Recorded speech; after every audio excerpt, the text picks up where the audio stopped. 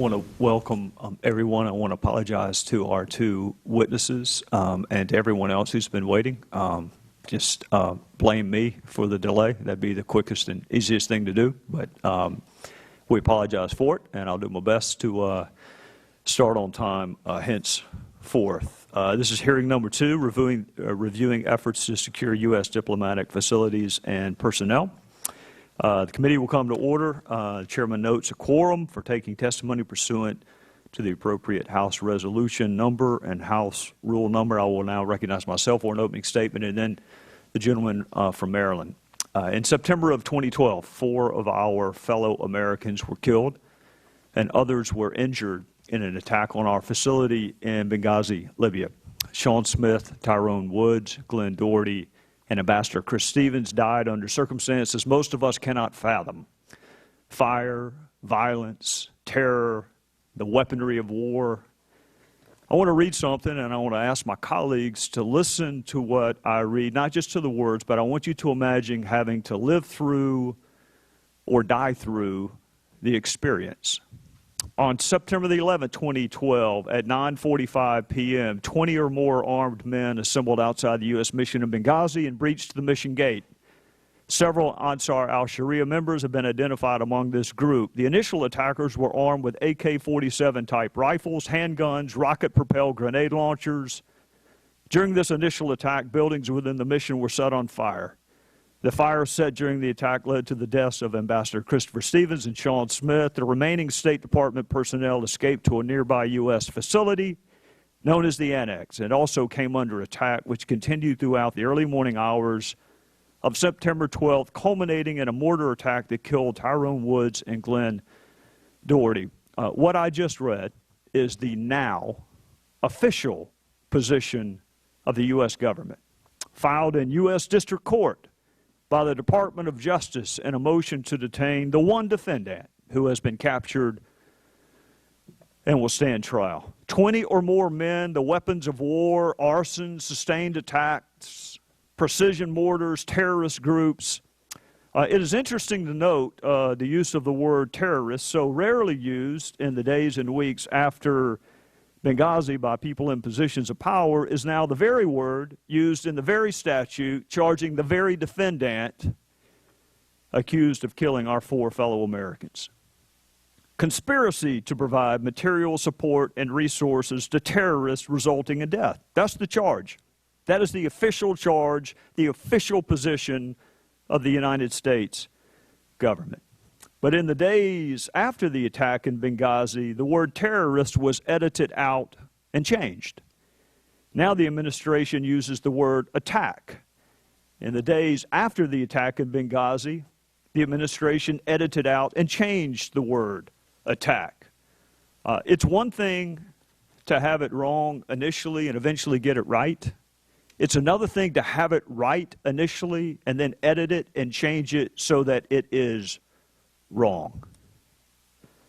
I remain keenly aware that there are those on both sides of the aisle who have concluded that all questions have been answered. There's nothing left to do, no more witnesses to talk to, no more documents to review. It is worth noting that some of those very same folks did not think that Benghazi should have been looked at in the first place. But I disagree. I do not think we should move on until there is a complete understanding of how the security environment described by our own government in court documents was allowed to exist. I don't think we should move on until we understand why we were told special precautions had been taken prior to the anniversary of 9/11. What precautions were taken? Where? By whom? Why were we told the Benghazi facility was secure? Why were we told there was a strong security presence in Benghazi when we now know that was false? And it wasn't true at the time it was said. We should not move on until there is a complete understanding of why requests for additional security were denied, by whom they were denied, and why an ambassador trusted to represent us in a dangerous land wasn't trusted to know what security he needed to do his job. It's been 2 years. And we know the requests for additional equipment and personnel were denied, but we don't have a full understanding of why those requests were denied, and we should not move on until there is a complete understanding of that and why the official position of our government is so different today than it was in the days and the weeks after Benghazi. The facts haven't changed. The evidence hasn't changed. But the way our government characterizes Benghazi has changed a lot. This hearing will continue our committee's efforts to ensure the recommendations made after the attacks in Benghazi are actually implemented. And I will pledge again a process worthy of the memory of the 4 who were killed and worthy of the respect of our fellow citizens. But I also pledge that we're going to keep asking questions until we have a complete understanding of what happened. And to that end, we will have hearings in January and February and March and until. And that means access to all the documents, and that means access to all the witnesses with knowledge. This committee will be the last best hope for answering the questions surrounding the attacks in Benghazi. And we may actually wind up answering some of the questions more than once. We may risk answering a question twice. That seems like a really small investment compared with what others have given and are currently giving to our country. With that, I would recognize the gentleman from Maryland. Thank you very much, Mr. Chairman, for holding today's hearing, and as well as our previous hearing 3 months ago on this topic, which was proposed by Congressman Schiff. These 2 hearings demonstrate the continued commitment of both Democrats and Republicans to make our embassy safe. As I have often said, this is our watch. This is not about today or tomorrow. This is about generations yet unborn. And so we all take this assignment very seriously. Over the course of 18 months of exhaustive investigations, first by the Independent Accountability Review Board, and then by 7 congressional committees, we've learned many answers to questions about what happened in Benghazi and what changes are needed to improve security at our diplomatic facilities overseas. But as we have also seen, when it comes to Benghazi, too many people are unaware that questions have been answered or are unwilling to accept the answers they hear. Our Benghazi on the Record Asked and Answers website centralizes in one place these answers. Since we met last, the House Permanent Select Committee on Intelligence publicly released its bipartisan, unanimously adopted report.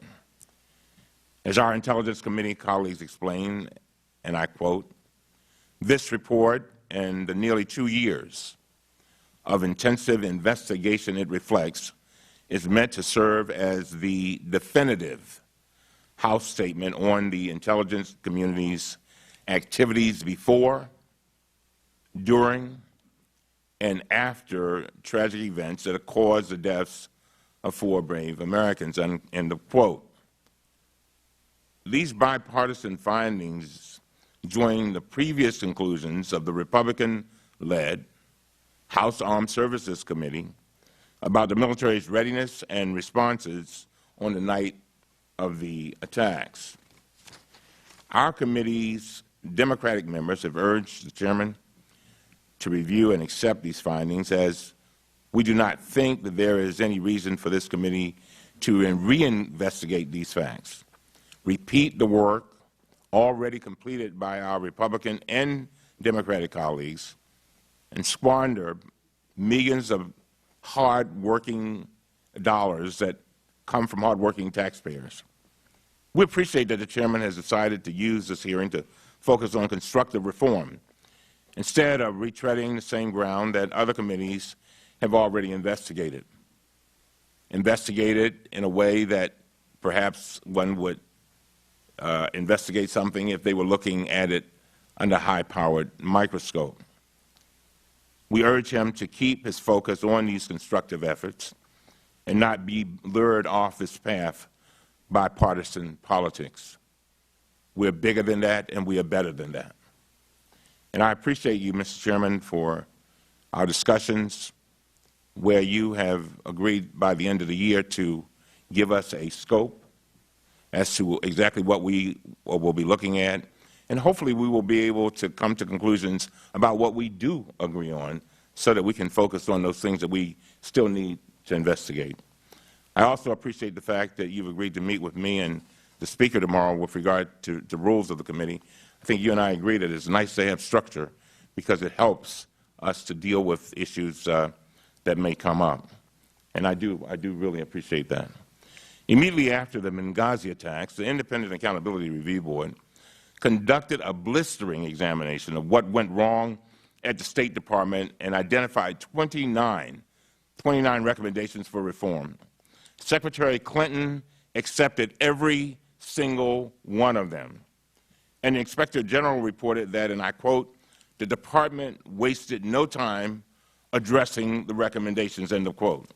During our first hearing 3 months ago, Assistant Secretary Starr testified that the Department had closed 22 of the ARB's 29 recommendations.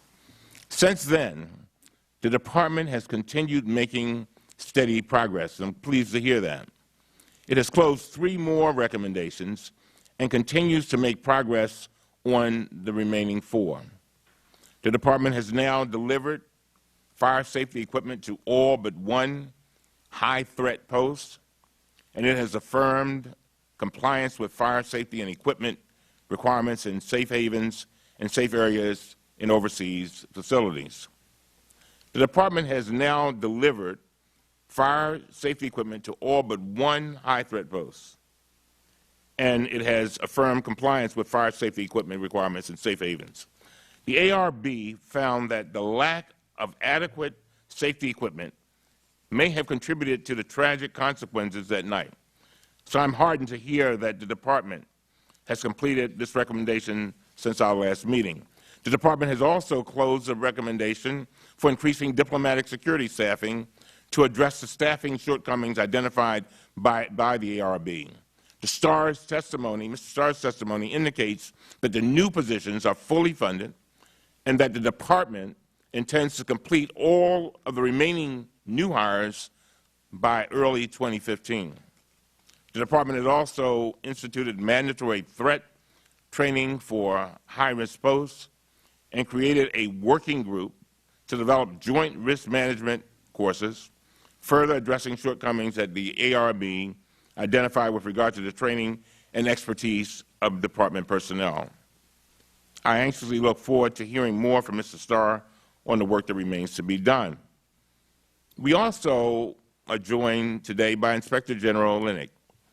In a September 2013 report, his office made 7 security-related recommendations that overlapped to a large degree with the ARB's recommendations. I was heartened to hear that 6 of these recommendations are now closed. Concerns remain, however, including lingering questions about whether the Department has made sufficient changes to ensure that Department bureaus are communicating effectively and decision-making authority is centralized and clear.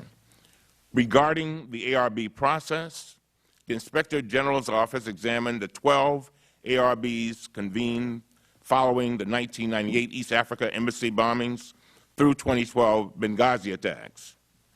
They concluded that the ARB process, and I quote, "operate as intended, independently, and without bias to identify vulnerabilities in the Department of State's security programs."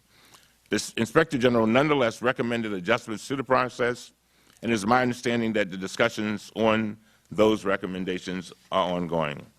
As I close, one of these recommendations was for the Department to amend its Foreign Affairs Manual to institutionalize responsibility for ARB implementation.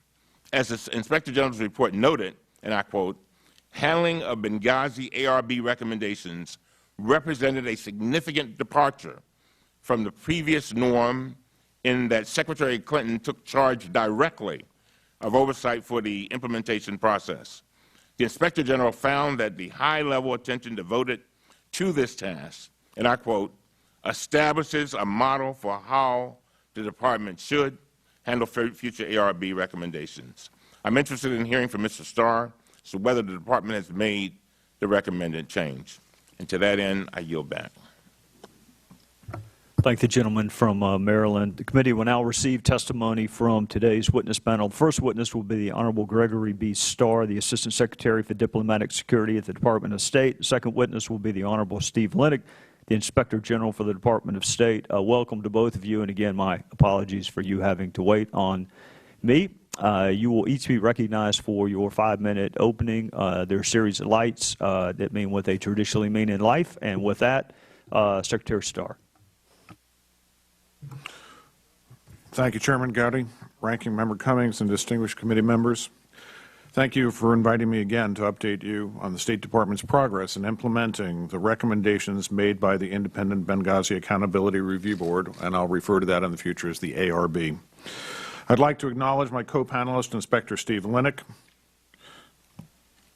Inspector Linick works closely with the Bureau of Diplomatic Security on many issues, some of which the committee has highlighted for discussion today. And although I am focused primarily on the Benghazi ARB implementation today, I hope to be able to provide some insights into how the Department works with the Inspector General's office to ultimately improve security around the world. The task of keeping U.S. personnel overseas safe is dynamic and an ever-evolving process. We work constantly to improve our practices and protect our people. The ARB process is an important tool towards that goal, and today we are safer and more secure because of the recommendations of the Benghazi panel and other ARBs.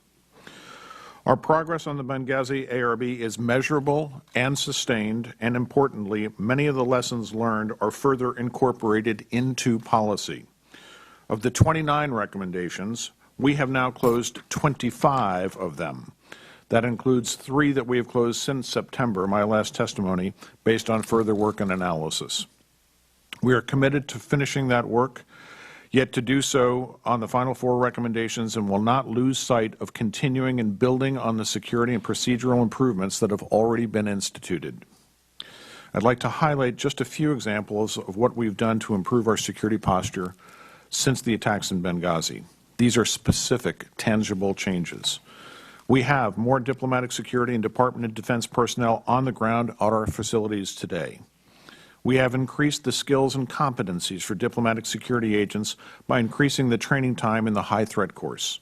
We have expanded the Foreign Affairs counter-threat course for our colleagues beyond high threat posts because we recognize that the value of these skills extends to all Foreign Service personnel and other employees at our posts overseas. These are skills that people can take with them to make us safer and make them safer in every post that they're at. There are broader, more programmatic changes. One, which I discussed in September, is the launch of the Vital Presence Validation Process, or our shorthand for that is VP2. Through VP2, the State Department asks itself hard questions to balance the risk and the benefits at our highest threat posts. The end result is a clear-eyed risk assessment of whether the U.S. should operate in those dangerous locations, and if so, how do we operate?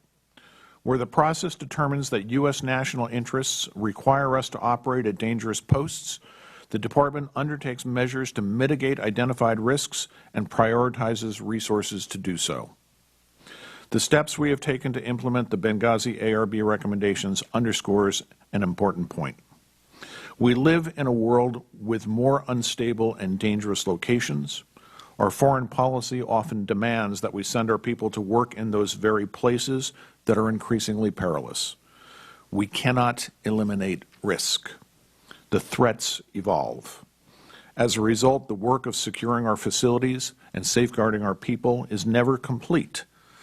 We are committed to implementing the ARB's recommendations, but we are also committed to looking forward to meeting the new challenges and threats as they develop. Our best assets in this effort are our people. Our highly trained Foreign Service officers and security personnel are out in the field every day executing U.S. foreign policy. They deserve the credit and thanks for the work that they do on our behalf. It's our job to do everything we can to reduce the risks they face. As the Assistant Secretary for Diplomatic Security, I am committed to keeping our people as safe as possible. I know that the committee, as well as the Inspector General's office, shares our commitment in making that true, keeping our people as safe as possible. With that, Mr. Chairman, I'd be happy to answer questions from the committee about the implementation of the ARB. Thank you, Mr. Starr. Mr. Linick. Chairman Gowdy, Ranking Member Cummings, and members of the committee, thank you for the opportunity to testify regarding our review of the ARB process and associated work we have conducted in recent years on security-related matters. Since the September 2012 attacks on U.S. diplomatic facilities and personnel in Benghazi, the OIG has redoubled its oversight efforts related to security, issuing inspection and audit reports specifically targeting security matters. In addition to that work, we inspect posts across the globe, and we review security-related matters at each one. In my comments today, I will address the ARB process and discuss findings based on our other security-related work.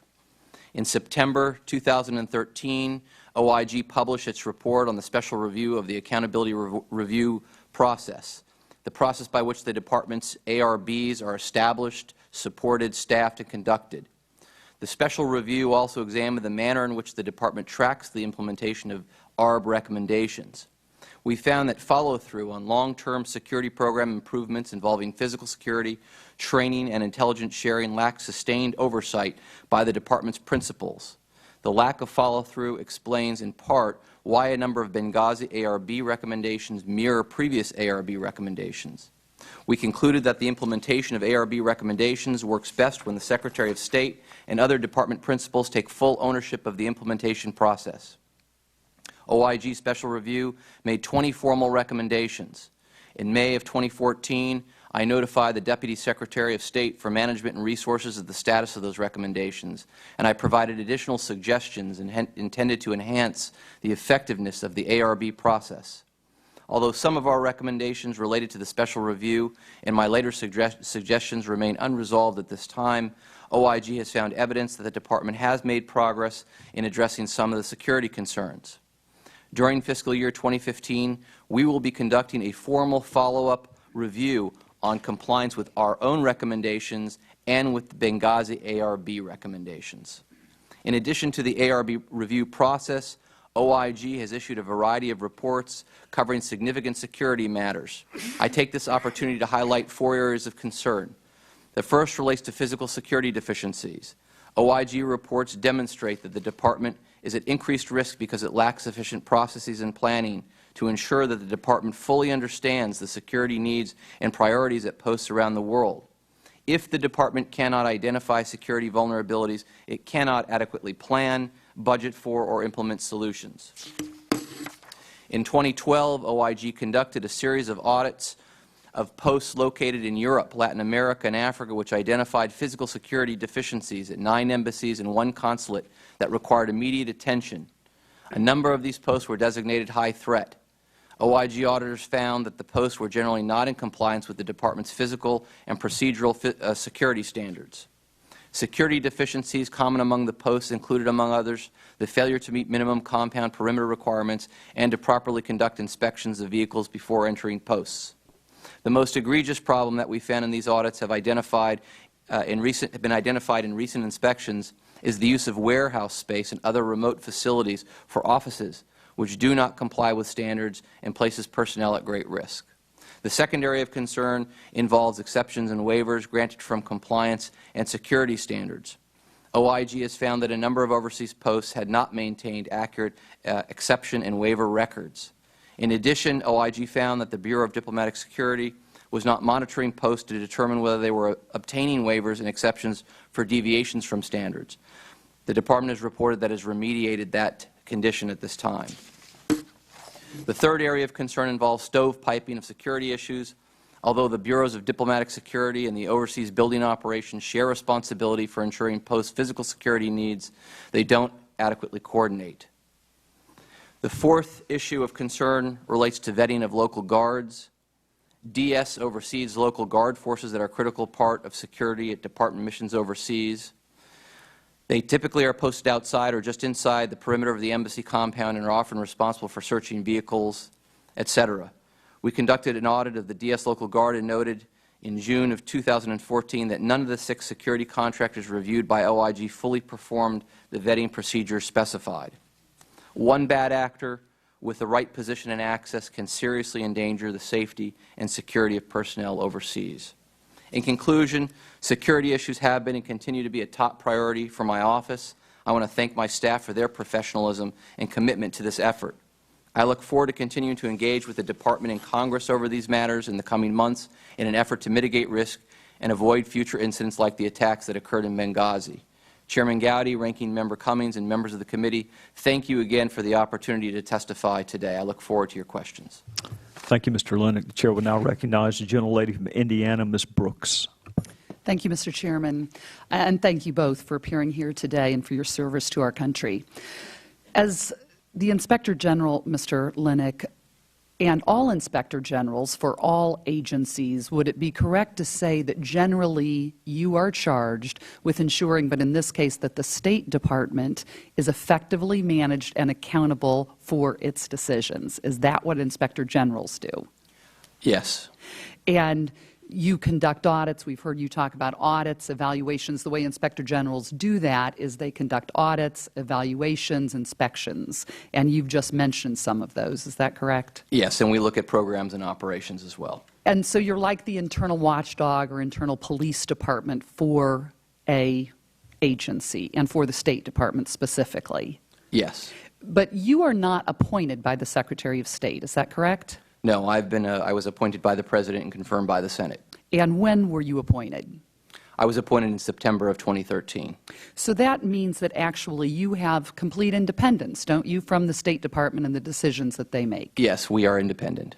And before that, you actually, as I understand, like myself, were a federal prosecutor, focused on fraud types of matters. I was for 16 years. And in your finding that you undertook of the ARB, it's my understanding that you felt, and this is quoting, your most important finding was that the oversight of the ARB recommendations must be at the highest levels within the department. Is that correct? That's correct. And at the what highest level were you referring to? At least at the Deputy Secretary level. And in your opinion, is that where this, the implementation of the ARB recommendation stands at this point? That remained an unresolved recommendation. We did receive revisions to the Foreign Affairs Manual yesterday, and we are looking at them now. And so the recommendation, and that recommendation was made by the IG that in fact the Foreign Affairs Manual should specifically state to other employees of the department that these recommendations would be undertaken by the deputy, at a minimum, Secretary of State or the highest levels, the principals like the Deputy Secretary. That is correct. And so you've stated that in fact they have provided that to you yesterday. Yes, we did receive a revision to the Foreign Affairs Manual, but we have not analyzed it yet, so the recommendation remains unresolved. And so let's talk about unresolved or closed and findings. When the Inspector General makes recommendations and brings forth their findings, they are in several different categories. Is that correct? That is correct. Unresolved, closed, resolved. Exactly. Can you share with Yes. Can you share with us what unresolved means? So there are really two buckets. There's open recommendations and closed recommendations. Open recommendations can either come in two forms. They can be resolved or unresolved. So if the Department agrees in principle with a recommendation, that will be open and resolved. It will not be closed until the Department proves to us, because we're in the trust but verify business, that it in fact has been implemented. An open recommendation, which is unresolved, means generally the Department disagrees with the OIG, and we don't have resolution on that, so it remains open as well. A Can I just ask, and sorry to interrupt, approximately how many open and unresolved recommendations are there? In the ARB report? Yes. At this time, there are 7 unresolved recommendations. Like I said, a couple of them that might change. We are also doing a compliance follow-up review, which means we're actually going and doing another inspection to see whether or not our recommendations actually have been complied with. Is that common practice, that you always do compliance reviews of your recommendations? We don't always do that. It's very resource intensive. Typically what would happen is the department would come back and say, here's documentation showing that we've implemented your recommendation, and we would close it. The compliance follow-up review is really a different animal because we actually do a completely separate inspection or audit and do interviews and test whether or not implementation has occurred. It is not something that we do frequently. We do it in cases where we believe the recommendations are significant or where we've felt that compliance was lacking. And do you also, when you go back and do the compliance review, do you also look into recommendations that have been closed? Yes, we look at all of the recommendations from soup to nuts to see where they stand. So just because we've closed them because we have documentation, we're going to go behind that documentation and verify whether, in fact, it has been implemented. Are you aware as to whether or not prior inspector generals actually ever did what you're doing with respect to compliance reviews when it comes to physical security of our embassies? I believe our office has done some compliance follow-up reviews. But is it fair to say that a number of the recommendations that were in the Benghazi ARB were also in the Nairobi ARB? Oh, absolutely. We did see a number of repeat recommendations, from training to enhance the Marine Security Guard program, to enhance interagency and sharing and so forth. So there have obviously been previous ARBs where recommendations were made, where the State Department closed or agreed with the recommendations, but yet we still had the same problem. That's correct. In 2012. That's correct. And so with respect to the closed, and there are a number of closed recommendations, what do you expect to happen? What does closed mean? You've talked about open and unresolved. What do closed recommendations mean? Closed recommendations mean they've provided documentation to us to prove that they've complied with the recommendation. In the compliance follow-up review, we will interview and look more closely and drill down to see whether or not it is in fact closed. So closed is a preliminary conclusion, if you will, about the status of the recommendation. And in fact, when would you have when would you have made the decision that something was closed or not closed? We would make that decision after our compliance follow-up team. We have a special team that does this, reviews the documentation, and then determines whether that documentation in fact meets the intent of our recommendation. But in fact, as late as June of 2014, in fact, you just mentioned physical security deficiencies, exceptions and waivers, stovepiping, and vetting of local guards are still unresolved, and so are not closed. Those were recommendations from other reports. In other words, so we've done the ARB review, and we focused on process, and we've focused on how they implemented the ARB recommendations. But we've issued a number of other reports which capture lack of compliance with standards, which capture inadequate vetting of local guards.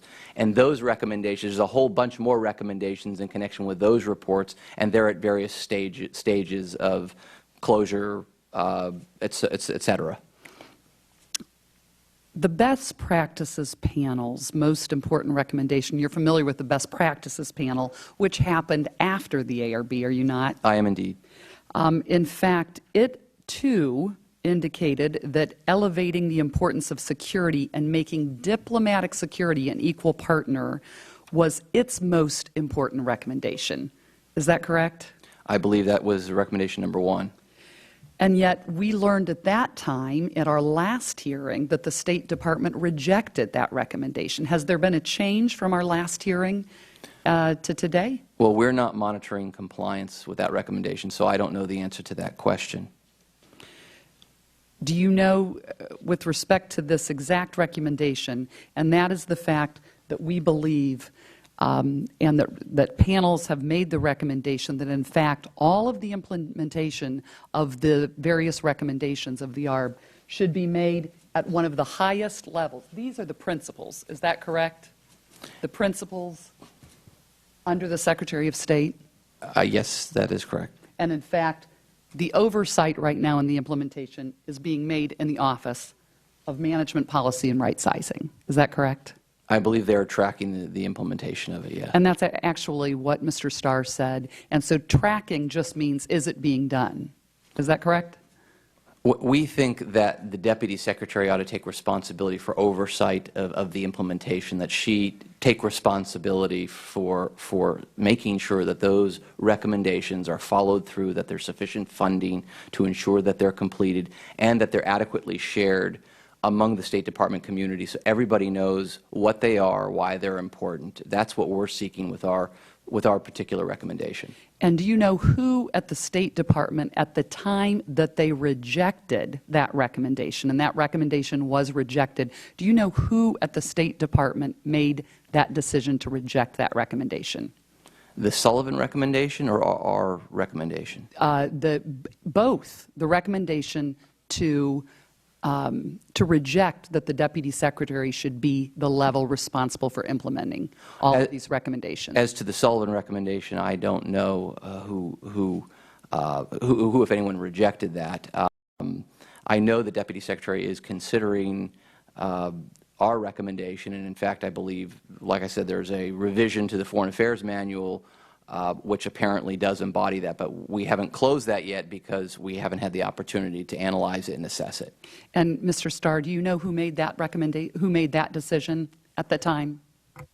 I don't believe that there was a decision not to comply with that recommendation. Two things, Congresswoman. One, it was the Secretary himself who ultimately decided that we did not need the Undersecretary after consideration through various levels of the Department. In terms of the implementation of the ARB, the paperwork that we have put forward to modify the FAM does show that it is the Deputy Secretary for Management and Resources who will be the oversight officer for ARBs. And if you would permit me just for a second, while this is a change to the FAMs, I have been in multiple meetings since the arrival of Deputy Secretary Higginbottom, and I was in multiple meetings beforehand while Tom Nides was still the Deputy Secretary, where the Deputy was taking direct charge of the oversight of the implementation of the ARB recommendations. The fact that the MPRI group is the staff that is tracking them and then bringing these up and presenting them to the Deputy Secretary. And then we have had multiple meetings where myself, major embassy officers from all the regional bureaus, the Deputy Secretary heading the meeting, plus MPRI, plus CT, plus the other bureaus have been in these. So I think it's very clear that the Deputy Secretary and our highest levels have been involved in the implementation of the ARB. What we're doing now is making sure that it's codified in the FAMs. Thank you, Mr. Chairman. I yield back, but I would like to add it's about time. Thank you. I thank the gentlelady from Indiana. The chair will now recognize the gentlelady from California, Ms. Sanchez. Thank you, Mr. Chairman. I want to welcome and thank both witnesses for being here today. And I want to follow up on this line of questioning with respect to the physical security of embassies and mission facilities. Two of the past ARB recommendations that remain open, if I'm not mistaken, are from the 1999 Nairobi and Dar es Salaam ARBs. And in those ARBs, they recommended that physical security upgrades be made immediately and that state work to obtain sufficient funding for building programs, because that was a need that was identified. And as a result of those recommendations, the Capital Security Cost Sharing Program was initiated to pay for the cost of building new embassies and consulates. Is that correct? That is correct. Okay.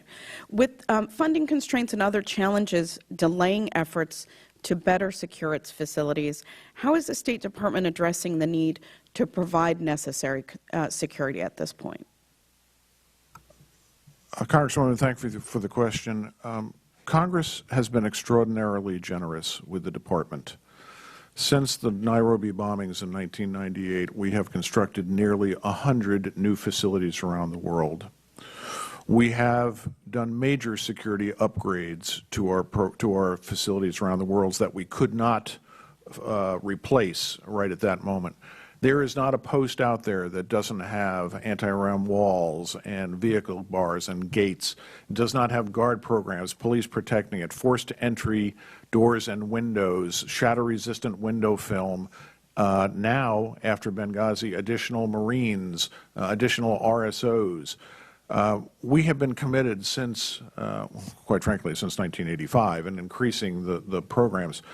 I think the funding that we originally got under the capital cost sharing program was about $1.3 billion a year, and by 2012, 2013, instead of the original 6 or 8 facilities that we were able to build a year, we were building perhaps 1 or 2, perhaps 3 because of inflation costs. After Benghazi, Congress was again very generous with the Department and has authorized almost another $1 billion. And we are now again on an enhanced building program, building about 6 or 7 new facilities a year. So I would say that while that recommendation remained open technically, the Department, with the help of Congress, has done an amazing job enhancing the safety and security of our people through the years. I will not say that it's perfect. Clearly, I'm here, and my job is to implement reforms after Benghazi and lessons that we've learned. We made mistakes there.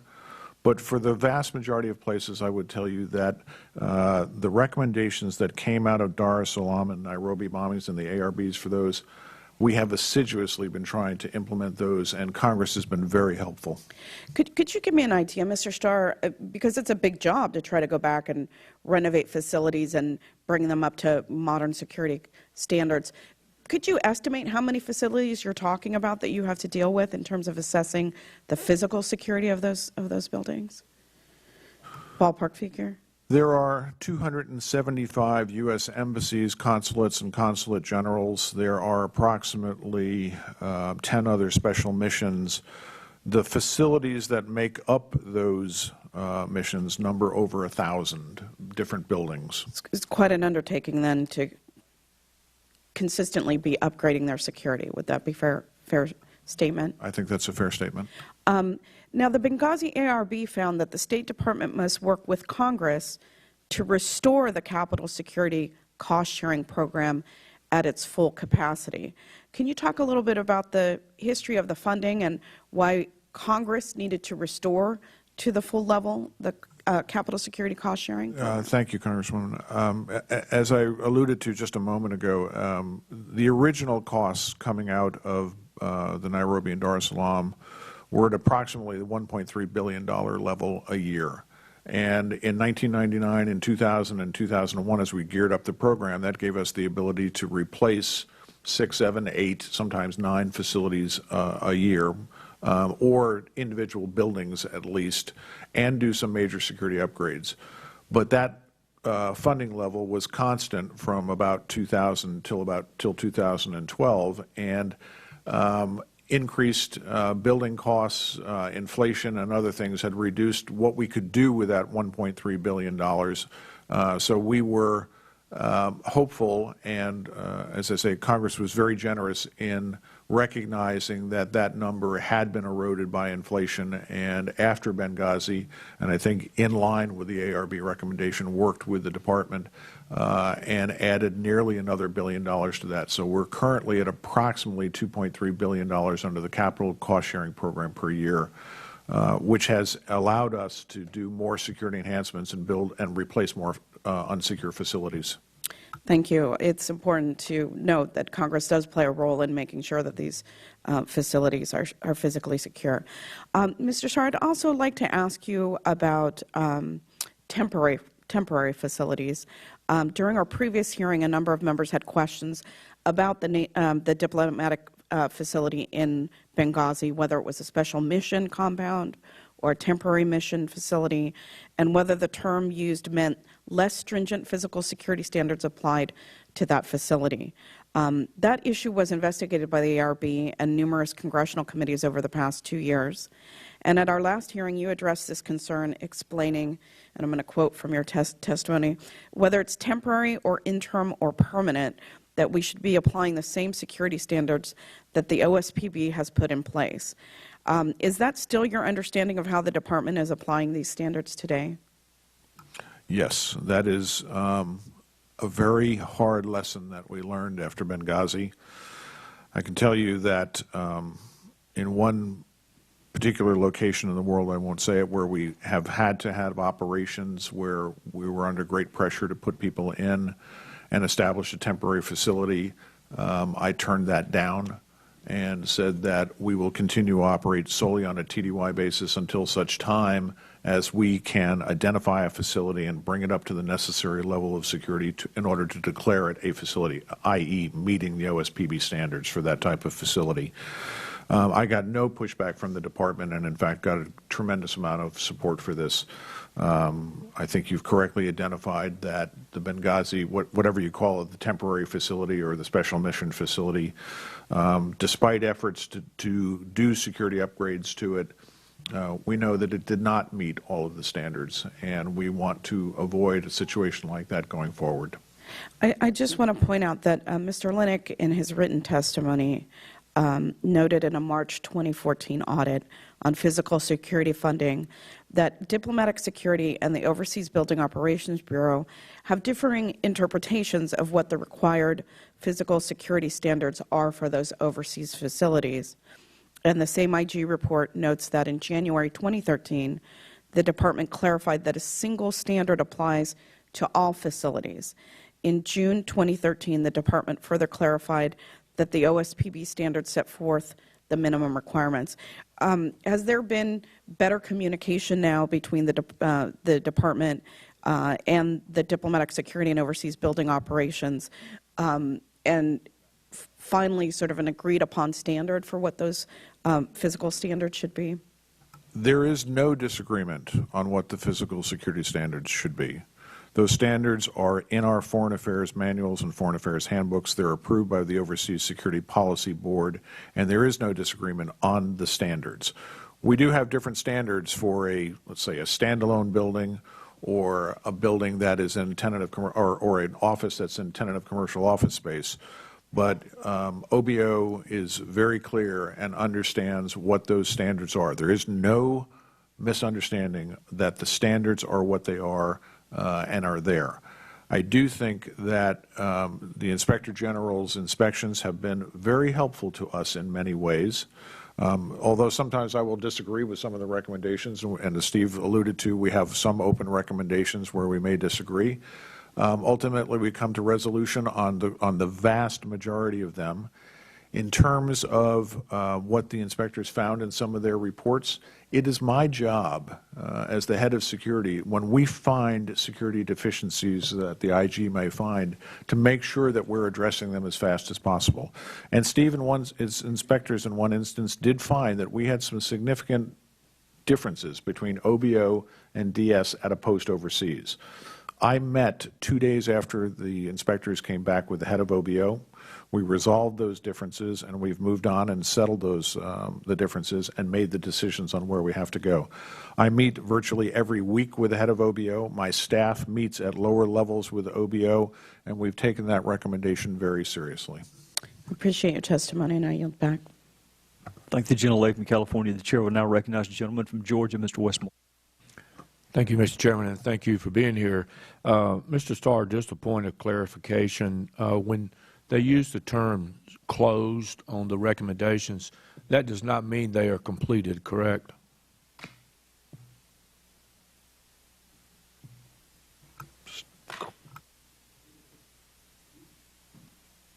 I didn't know it was that hard a question. As Steve alluded to, there's resolved, there's closed, we do our best when we get a recommendation to look at it and determine. But closed does not mean the recommendation has fully been implemented, right? Closed, in most cases it does. It means that we have in fact affected the change that was necessary to meet that recommendation. There are some recommendations that I would say, sir, are evergreen recommendations.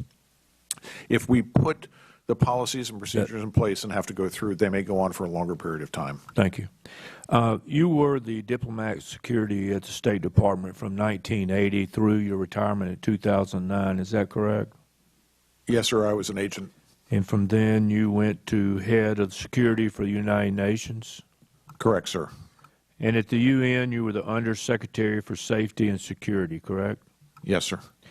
Is it true your office, Diplomatic Security, or the DS, and the Bureau of Overseas Building Operations, or the OBO, are the two offices within the State Department that have the primary duty to ensure the safety and security of these overseas facilities?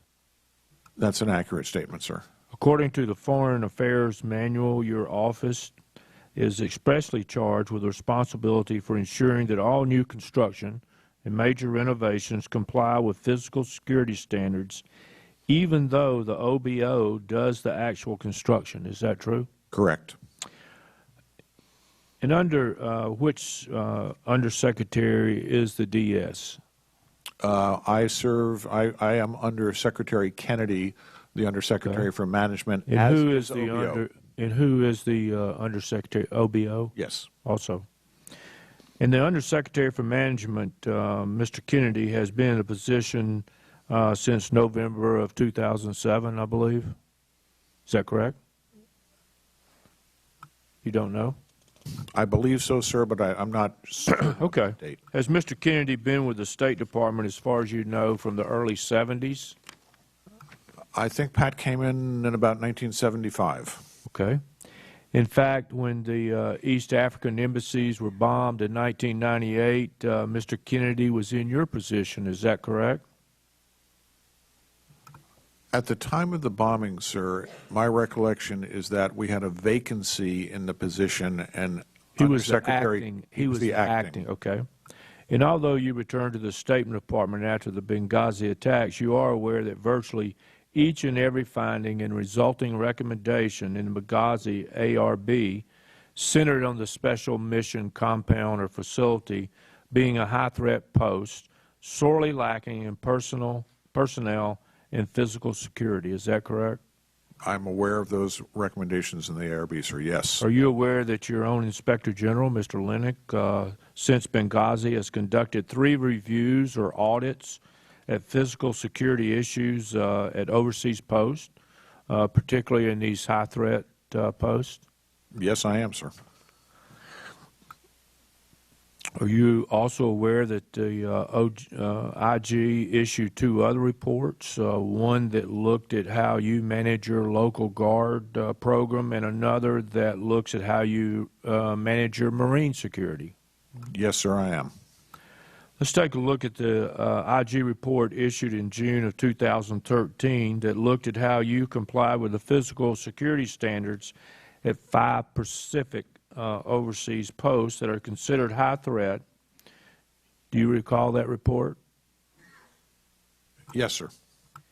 As I understand it, that report only looked at embassies or consulates that were constructed after the year 2000. Is that correct?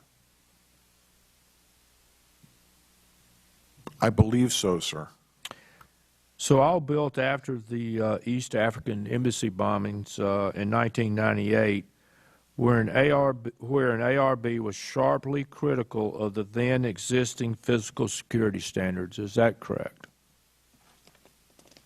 I would say the Inspector General pointed out that there were some deficiencies in not meeting some of the standards.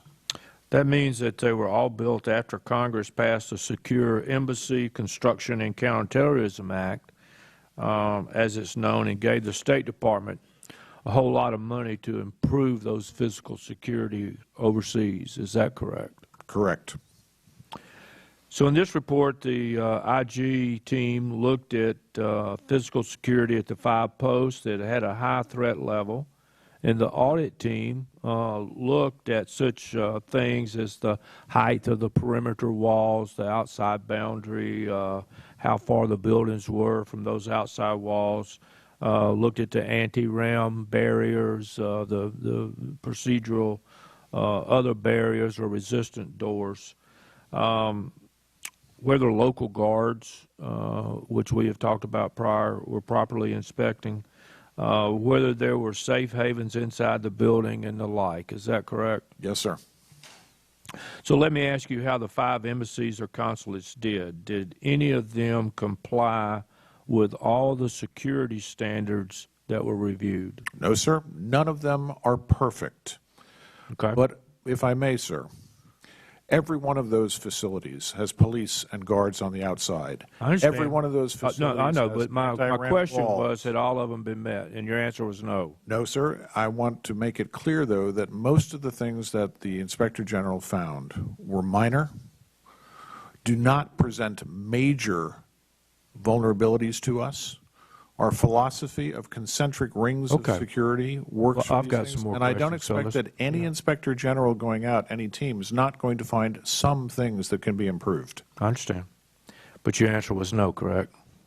Correct, sir. Now, the overseas post in question, once the problems were identified, took some sort of action to correct all the deficiencies, but you said they were very small deficiencies. Is that correct? In relation to what vulnerabilities they posed, yes, sir. So at least at some of these posts, those problems have been fixed. Is that correct? It is my job to make sure that any time we see one of these vulnerabilities... Are they fixed? Yes, they are. Okay. They are resolved.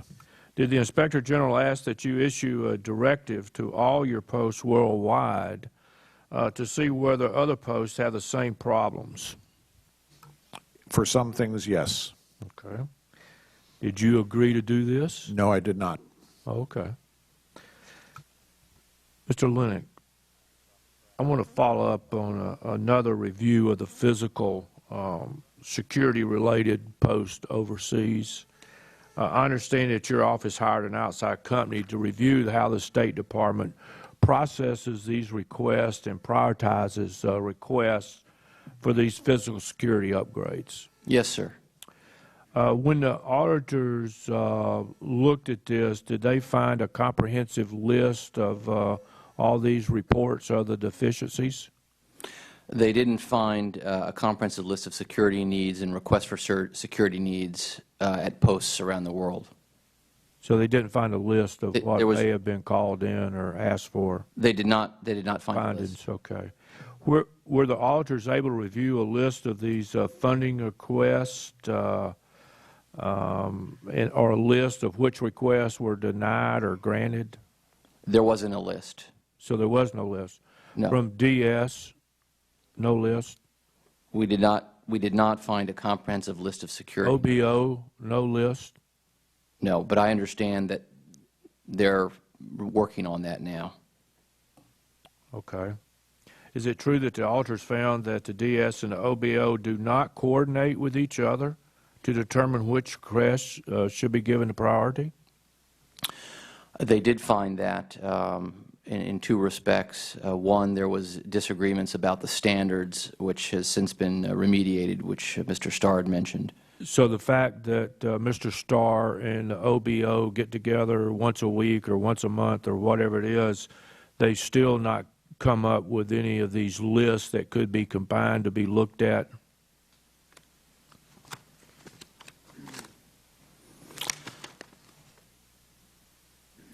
I don't believe we have seen a comprehensive list, but I'm not entirely sure of that, so I'd have to get back to you. Do you know of any comprehensive lists that may have been put into long-term planning for the future security of the request that's been made from these posts?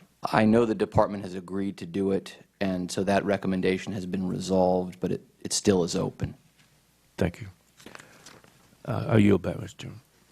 Thank the gentleman from Georgia. We're going to now try to go to the gentleman from Washington, Mr. Smith. Thank you, Mr. Chairman. Can everybody hear me? Yes, sir.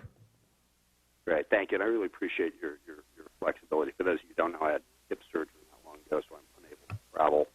But I appreciate the opportunity to participate in this hearing. Just a couple of questions. First of all, I think one of the allegations is that we've had attacks on embassies or State Department facilities before. There have been reports, and we're basically in the same place. I don't think that's quite accurate. I think there actually have been fairly significant improvements as a result of some of those previous attacks and the reports from them. Could you gentlemen outline, just I guess going from the 98 bombings in Africa, what improvements have been made and what responses were made to that to improve our State Department facilities abroad? Adam, I may get you to act like you're mad and yell a little bit. I think the witnesses, we can hear you pretty good, but not great. So if you could just act like we're talking and you're yelling at me. Need to repeat that?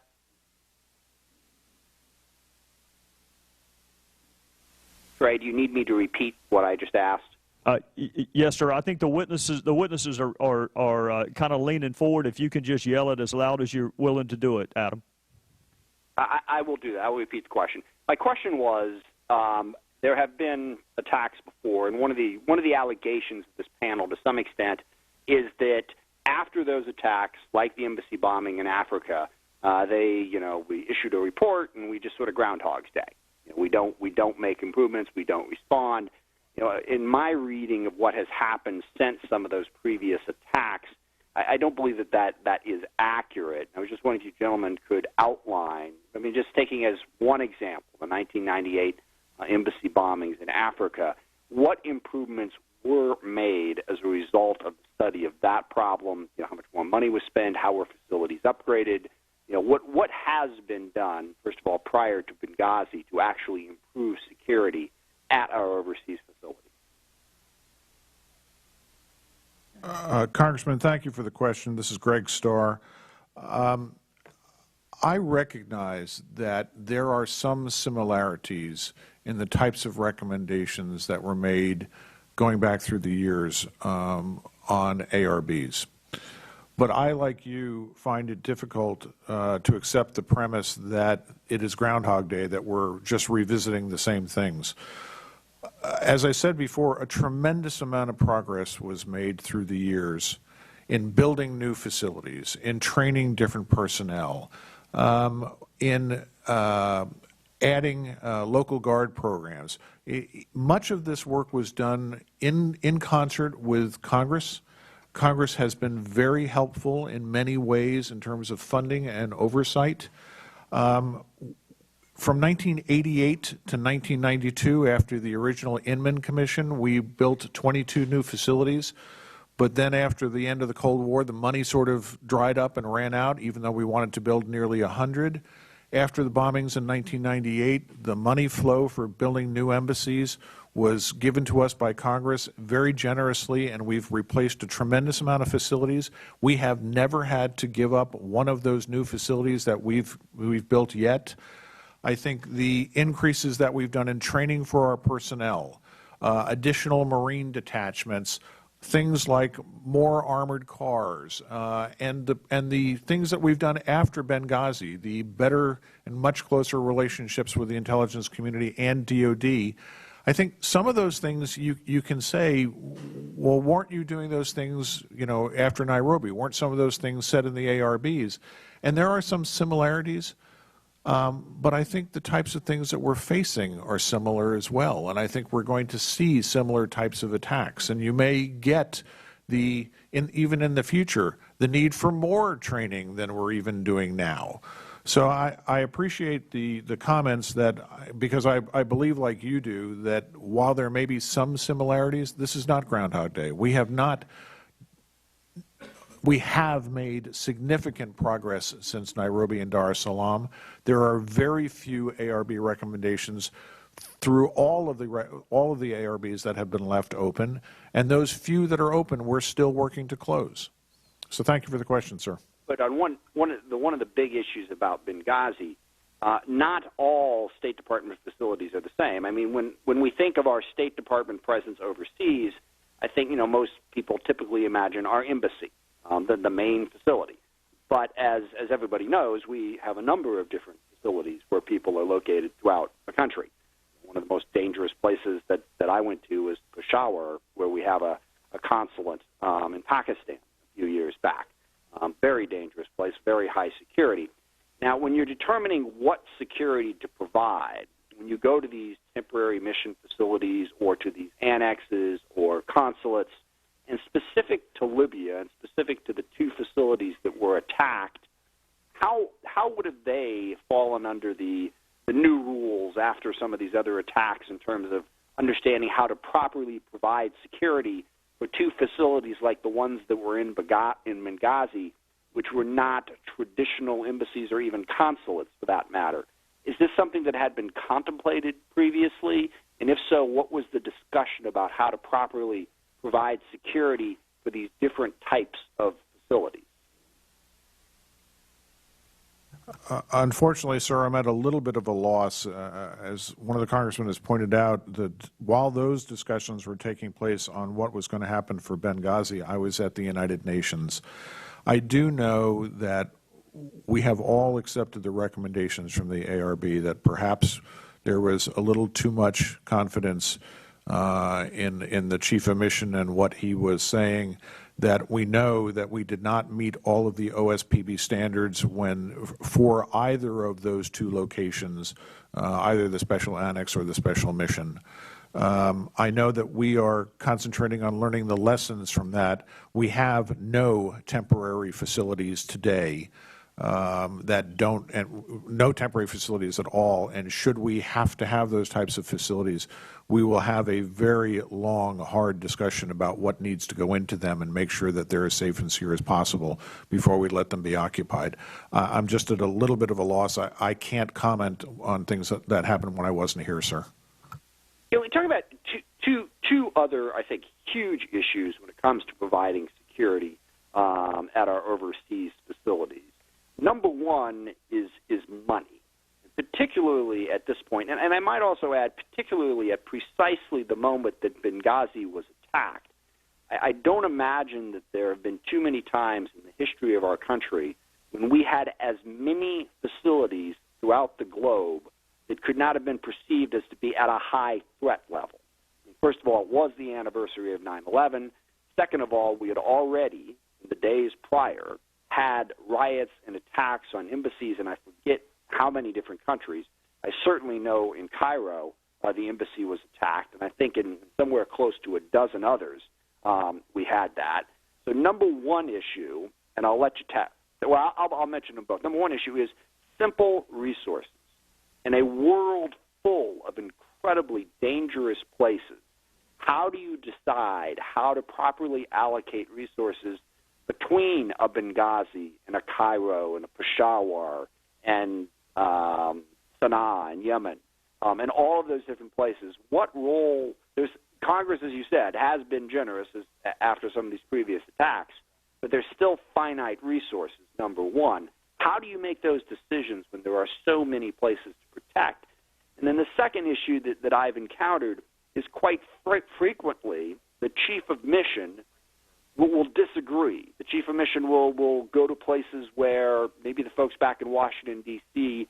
have said that he or she should not. There are many, many members of the State Department out in other countries who feel that their hands are being tied. In fact, I've heard this complaint now from a large number of State Department people referring to it as the Benghazi effect, that they can no longer do their job because we've gone back the other way and tried to be too cautious. So those are two very difficult issues: resources, and then the conflict between a member of the State Department out in a foreign country in a dangerous place, trying to do his or her job versus meeting the security. How do those two things get balanced throughout the State Department and throughout all of your security efforts? Adam, before they answer, this is Trey. There's less than a minute on the clock, but given the technical difficulties, I'm going to let them answer this question in full and give you another question, given the difficulties we had on the front end. But I wanted to let you know where we were in terms of time. Great. That's my last question. Okay. Answer it as long as you need to, Mr. Starr, Mr. Linick. Thank you, Congressman. On the question of resources, you are correct. While Congress has been very generous with us, I'm not going to sit here and say that it is solely a question of resources. Every year, we look at every post in the world in concert with the Emergency Action Committee in concert with the intelligence community, in concert with my threat analysis, and in concert with the regional bureaus, and we rate those threats for civil disorder, for terrorism, for crime, and for a couple of other things, and we rate them critical, high, medium, or low threats. Those ratings help us determine how to best allocate resources. We start with a base position that every one of our facilities should meet the minimum OSPB standards. And as Steve has pointed out, there are some times where we have problems even doing that. When we find it, we upgrade them as fast as we can and make sure that they're there. There are many posts that we have to go very far above the minimum standards because of the specific nature of the threats, and the threats can differ. At a place where it is a threat of a car bomb, we're looking for additional setback. We're looking for additional barriers. When it's mob attacks, we may be looking at additional reinforcements in terms of the military on the ground. But we look at those threats at least for every single post in a formalized manner every single year. And I start my day every single morning with a threat roundup and looking at what's out there and make determinations whether or not we need to reinforce or do something at our embassies. As you correctly pointed out, that does translate into problems sometimes where we have officers that feel that they can't get out. We often have places where we have to balance getting the job done with an officer's individual security and what the threats are. I think that's a healthy tension. I want Foreign Service officers that want to get out and want to get the job done. And I want posts that are looking closely at what the threats are and whether they should get out. Now, at our highest threat level posts, I think you'll find that some of our officers may be frustrated sometimes because the security has to be overwhelming in many ways, has to be very strong. In the rest of our posts around the world, our people are getting out. Our people are engaging. Foreign Service officers are building democracy. They're, rule of law programs, justice programs, USAID programs, humanitarian programs, and they're fulfilling those requirements. It's a balance and it's a dance, I agree, but it's an important one and the tension is good. Congressman, this is Steve Linick. Just a couple of comments to add on to that. We haven't looked at resources, sort of sufficiency of resources, but our work in the resource area concerns how resources are prioritized. In other words, does the Department know what its resources are? Does the Department know what requests are made? Do they know how to prioritize across the board? That's really the point of the report that we issued that's referenced, that has been referenced already. And if the Department cannot make a determination as to which projects are high priority, then it's going to be difficult to solve problems and develop budgets. As to the second question on the Benghazi effect, I think ultimately this comes down to good risk management, and the ARB's first recommendation discussed the need for the Department to make sure there's a mechanism in place to weigh policy concerns against risks. One of our recommendations was that this is so important that this should be elevated to the highest levels of the Department so that someone who's in a position of weighing policy considerations, namely maintaining presence in certain very dangerous areas, can make that determination and also be responsible when they have to sign the dotted line and put people at temporary facilities or wherever in high-threat posts. Can I just quickly follow up on that last point, and then I'll be done? Because I think the problem and the issue when you say take it up to that higher level, but once you've taken it up to that higher level, isn't that person further away from the specific understanding of a given country or a given area? And in some ways, if you're going up to someone who's at that deputy level, they are more distant from the problem and in some ways probably less qualified to make the call on whether or not a given action is proper for the security environment. Isn't that one of the reasons why the State Department's been reluctant to implement that specific recommendation? I'm not sure whether they've been reluctant to adopt that recommendation. I know they have their VP2 risk management system, and I don't know to what extent that answers the question of raising risk management at a higher level. I guess I would say that we know that some of these decisions involve competing interests. At the lower levels, you've got your policy folks and then your security folks. Somebody has to be in charge of reconciling these, some of these competing interests, because we know our policy folks want us to be in places. They want us to be out doing diplomacy, and our security folks want to minimize risk. So what we're saying is there needs to be somebody who's managing those competing interests and then taking responsibility for those decisions. Okay. All right. Thank you very much, Trey, and thanks for the committee for the flexibility for allowing me to participate by phone. Adam, thanks for participating. Take care of yourself, and we'll see you in January. Thank you. With that, the Chair would now recognize the gentleman from Ohio, Mr. Jordan. I thank the Chairman. Mr. Starr, safety is critically important, and I appreciate what you said in your written testimony. You said we want to keep our people safe. We will continue doing everything we can to support and protect them. Shouldn't be a partisan issue, should it? Republican, Democrat, shouldn't matter. I don't think that is a partisan issue, sir. I've never had a problem up on the Hill with that as an issue. No, I wasn't insinuating that. I'm just saying that these people put their lives on the line. Doesn't matter whether you're Republican, Democrat, who you are, what side you come from. The simple test should be, are the policies and actions we're putting in place making people safer? You'd agree? Yes, sir. Former Secretary of State Madeleine Albright said this after it was a cybersecurity breach, but my guess is she would refer to any security breach. She said this, and I quote, "Even a score of 99 out of 100 is a failing grade."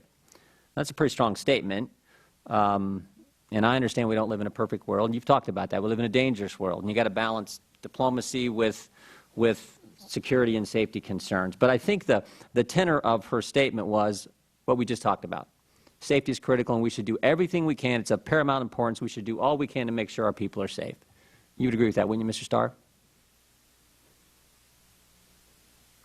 I need to try to do that, sir, but I will just add one inflection on this, and that our primary and most important goal is to carry out the foreign policy of the United States. I understand the balance. And then while doing that, we have to do everything we can to safeguard our people. I get it. Mr. Starr, the number one question I get back home about Benghazi, number one question I get, why were we there? Why were we there? And it seems to me it's a fundamental question, especially in light of the very dangerous security situation that existed in Benghazi, and frankly, some other key facts. Now, we've talked about this before, but Mr. Starr, the State Department has its own standards for physical security, the Overseas Security Policy Board standards. Were those followed with the Benghazi facility? No, sir, they were not met. And when you deviate from the standards, there's a waiver process that you're supposed to adhere to. Was the waiver process followed? I do not believe so, sir, no. No. Mr. Kyle was here just a few months ago, and he said neither the standards or the waiver process was followed. And the State Department had a special designation for the Benghazi facility. Isn't that correct, Mr. Starr? Didn't you guys call it the temporary mission facility or the special mission? I think it was temporary mission facility or a special mission facility. And was this a term created solely to do an end run around the standards and the waiver process?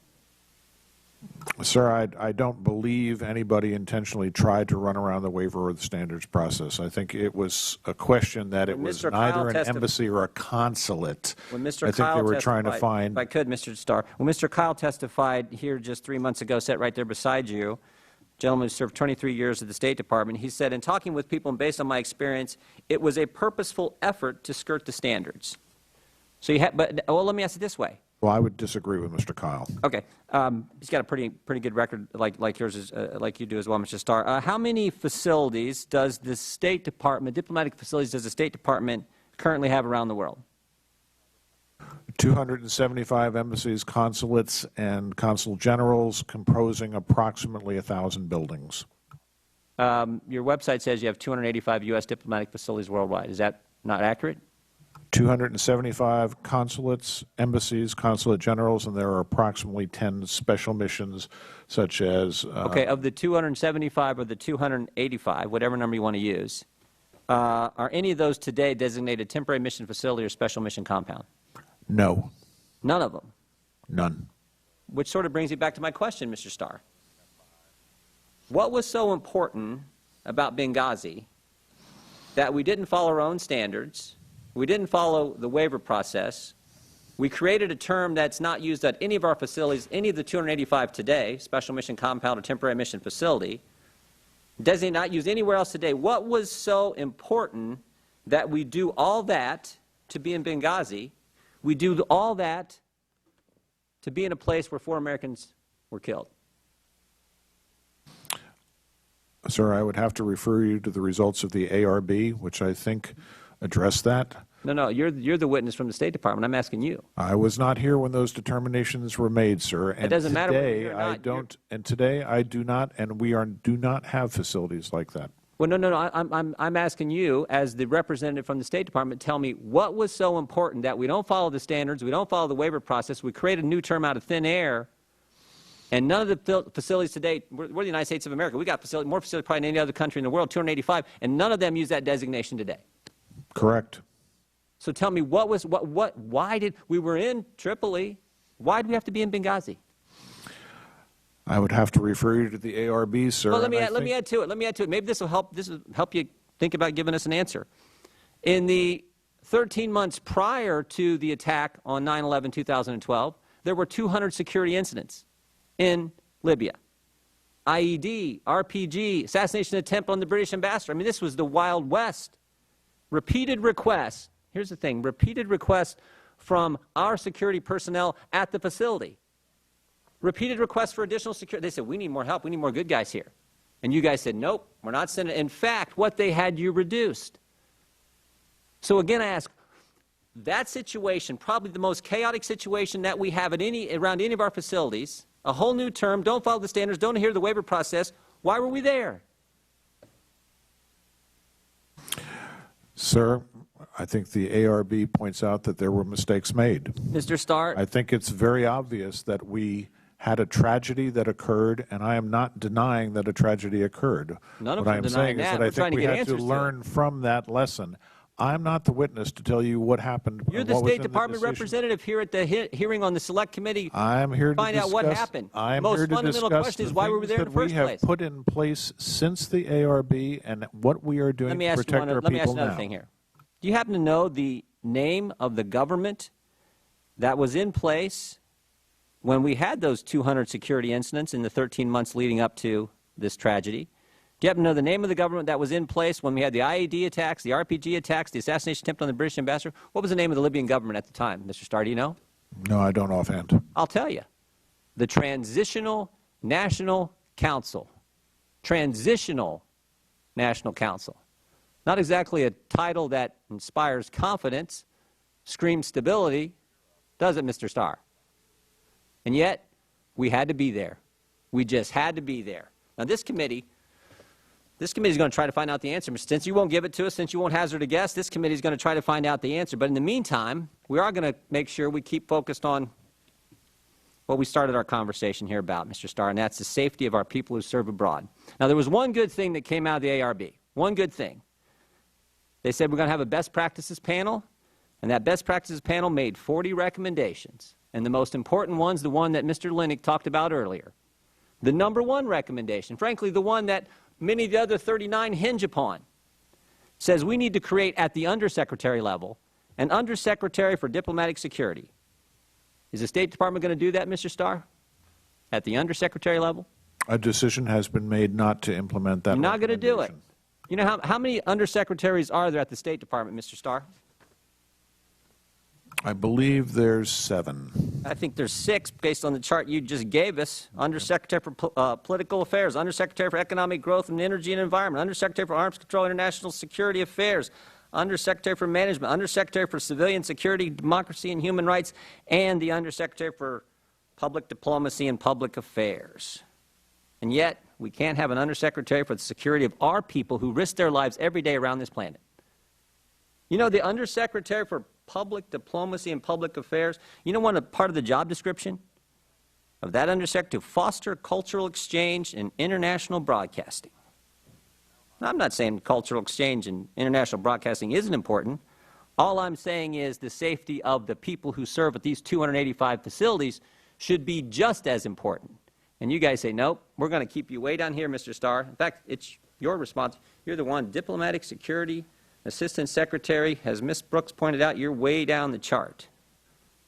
Why don't you want to move from the kids' table to the adult table, Mr. Starr? Why don't you want to move on up to the undersecretary level? Did you make that case to Secretary Kerry and said, I think security is important enough, I should be at the undersecretary level? Did you make that case? The case that I made to the Secretary was that in any instance that I needed to get to the Secretary and the access that I needed with him, the Deputy Secretaries, or the Assistant Secretaries, I had to have the access necessary to do my job.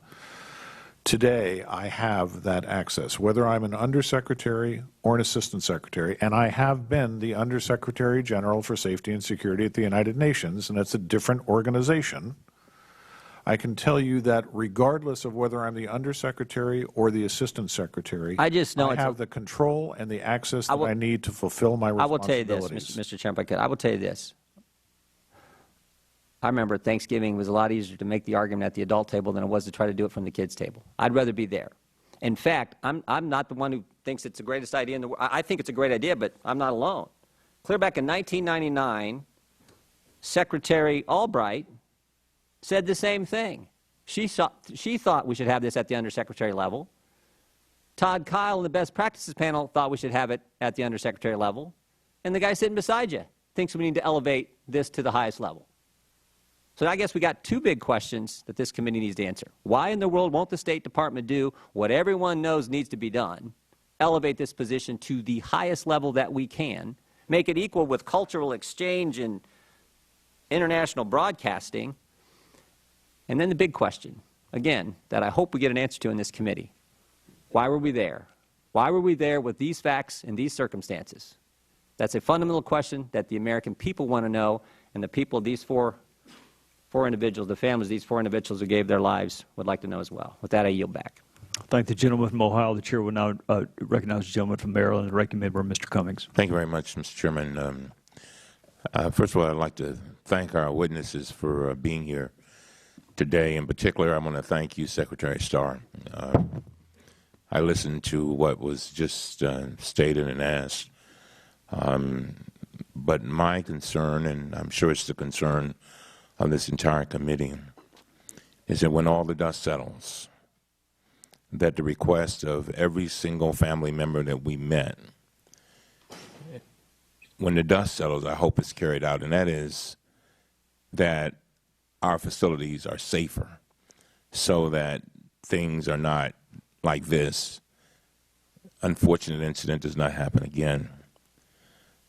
The Department's update shows continued strong progress towards full implementation of the ARB's recommendations.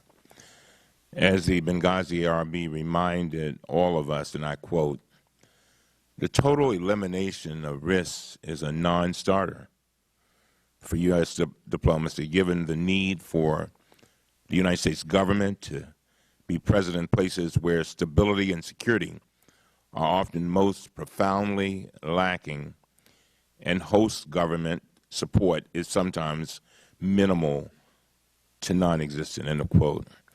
Nonetheless, we owe Americans serving overseas our best efforts to keep them safe as possible.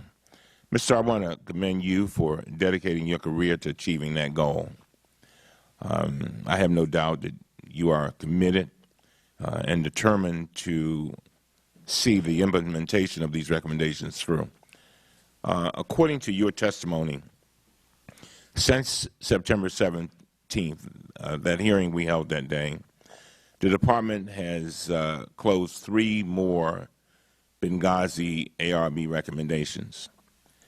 One of the 3 that you closed involves the hiring of additional diplomatic security personnel. Is that right?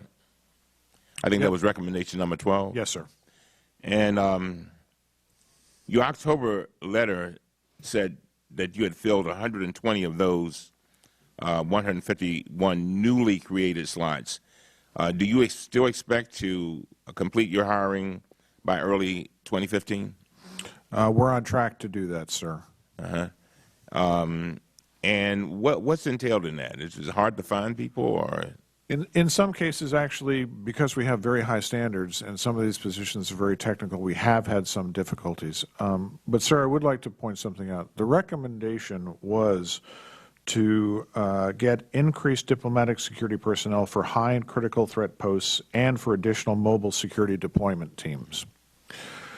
The 151 positions asked for additional people for positions beyond those two things. We have already created every one of the positions in MSD for the mobile security teams and at our posts overseas, taken agents that were already on board, filled those positions in those locations, and what we do is back hire now to fill the positions that we took those more experienced agents out and put them there. So we have fulfilled the recommendation of what it is, even though we continue to hire some additional personnel. I think we've more than fulfilled that recommendation. So you're still missing some people, though. I mean, because you're moving people. Right. We're still hiring to fill the people that we put in behind there. Although the agents have all been hired, it's a couple technical specialties that we're filling in behind. Okay. You also closed the recommendation related to risk management courses and enhanced threat training for personnel at these high-risk posts. How will this training better prepare our diplomats in high-threat regions? We have increased the foreign affairs counter-threat training that we offer to our foreign service personnel now, not just people going to our high-threat, high-risk posts. Every one of them has to go through that training, and prior to this, we did not quite have the capacity to do that. We're now increasing that training to everyone in the entire Foreign Service over the next 4 years. Additionally, the Foreign Service Institute has put courses in that are complementing our skills-based training, courses like how to conduct diplomacy in a high-threat environment, which trains officers, brings back officers from some of these tough places, and shows best practices on how you accomplish your job when you're faced with things like sometimes you can't travel to the ministries, sometimes there's different types of security requirements. So I think we're addressing it both through skills-based training on security and in the Foreign Service Institute on training our people before they go into these high-threat environments. How do we best do our jobs? And so the third closed recommendation was to procure fire safety equipment at high-threat posts. Mr. Starr, is that complete? It is complete with one exception, sir. I have one post where the equipment is sitting, a specific type of respirator mask is sitting one country away, and I'm trying to get it in today and tomorrow to that post, and we've had some customs issues. But we have delivered the types of equipment and the training in conjunction after talking with the New York City Fire Department and others to all of our high-threat posts around the world. Would you get us a notification when you have completed that one thing you just said? I will, sir. So they are receiving the training. Everybody's received the training on this equipment? We have worked closely with the fire department to identify the equipment, and then when we ship the equipment out, there is training programs on the equipment. And then there are other things that OBO has done in terms of fire safety as well. With the closure of those three recommendations, that leaves 4 recommendations still open. Is that right? Yes, sir. Your October letter shared with us target dates to complete implementation of those final 4 recommendations. Are you on track to complete those recommendations? We are on track, sir. The one that will stretch the longest is the implementation of a new type of CCTV camera at our posts overseas. The technical requirements associated with that have been more difficult than we first envisioned. We have a schedule to do it. I hope to have it done by fall of 2015. I'm leery that it might go longer with that, so one of the things we're saying is that it will absolutely be done by the summer of 2016, but we're pushing to get it done earlier than that. And the other 3, when will they be complete? I believe that the recommendation concerning co-location waivers will be done within probably 2 months. The recommendation concerning assignment durations for high-threat posts, we have essentially fulfilled that recommendation. We are working with Congress to look at something called a dual compensation issue so that if necessary, we can bring back highly talented officers. I believe that we can close that recommendation regardless of whether or not we get approval for the dual compensation waiver. So I think we'll have an answer in terms of closing that recommendation within 2 months as well. And there is one further classified recommendation that we're on track to close, but I would prefer not to discuss it in this hearing. As I said in our previous hearing, I want to make sure again things get done, and so I want you to get back to us exactly when you expect. I'd like to have that in writing. When you expect these things to be done, and provide the committee with that information, because we want to hold you to that. All right. As the Inspector General has said, there's also going to be a review and of our compliance as well. So it's not only you, sir, the Inspector General. Well, we'll call it double coverage. Exactly, and I will get back to you on that. All right. Now, Mr. Starr, Representative Westmoreland discussed with you an Inspector General June 2013 audit that took place before creation of the High Threat Program Directorate. The audit found some security deficiencies at post and examine. Is that correct? Yes, sir. Now, Mr. Starr, at our last hearing, the Inspector General's office released its 2014 report on High Threats Programs Directorate.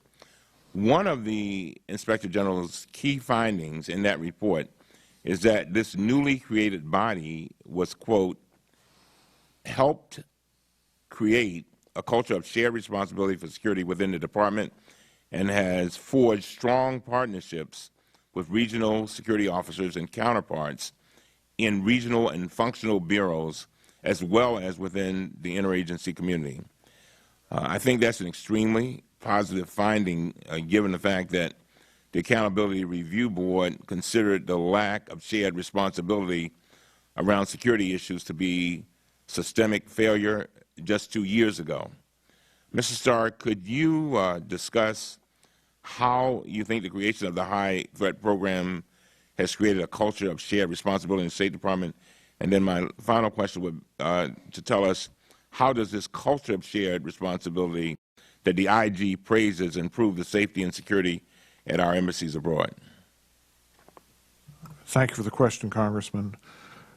We have addressed this in many different ways. The High Threat Directorate itself, just by the fact that we concentrate on looking every single year at our top 30 posts, the ones that we worry about the most, the VP2 process that we're in the process of conducting for those 30 posts, the fact that we have written into every senior officer's job description and every officer in the State Department their individual responsibilities for security, the fact that I have officers that are attending the meetings of the regional bureaus every single week, in some cases every single day, and when we are looking at the programs, we're also talking about the security implications, therefore, I think have highlighted the fact that none of us can operate independently of considerations of security at this point.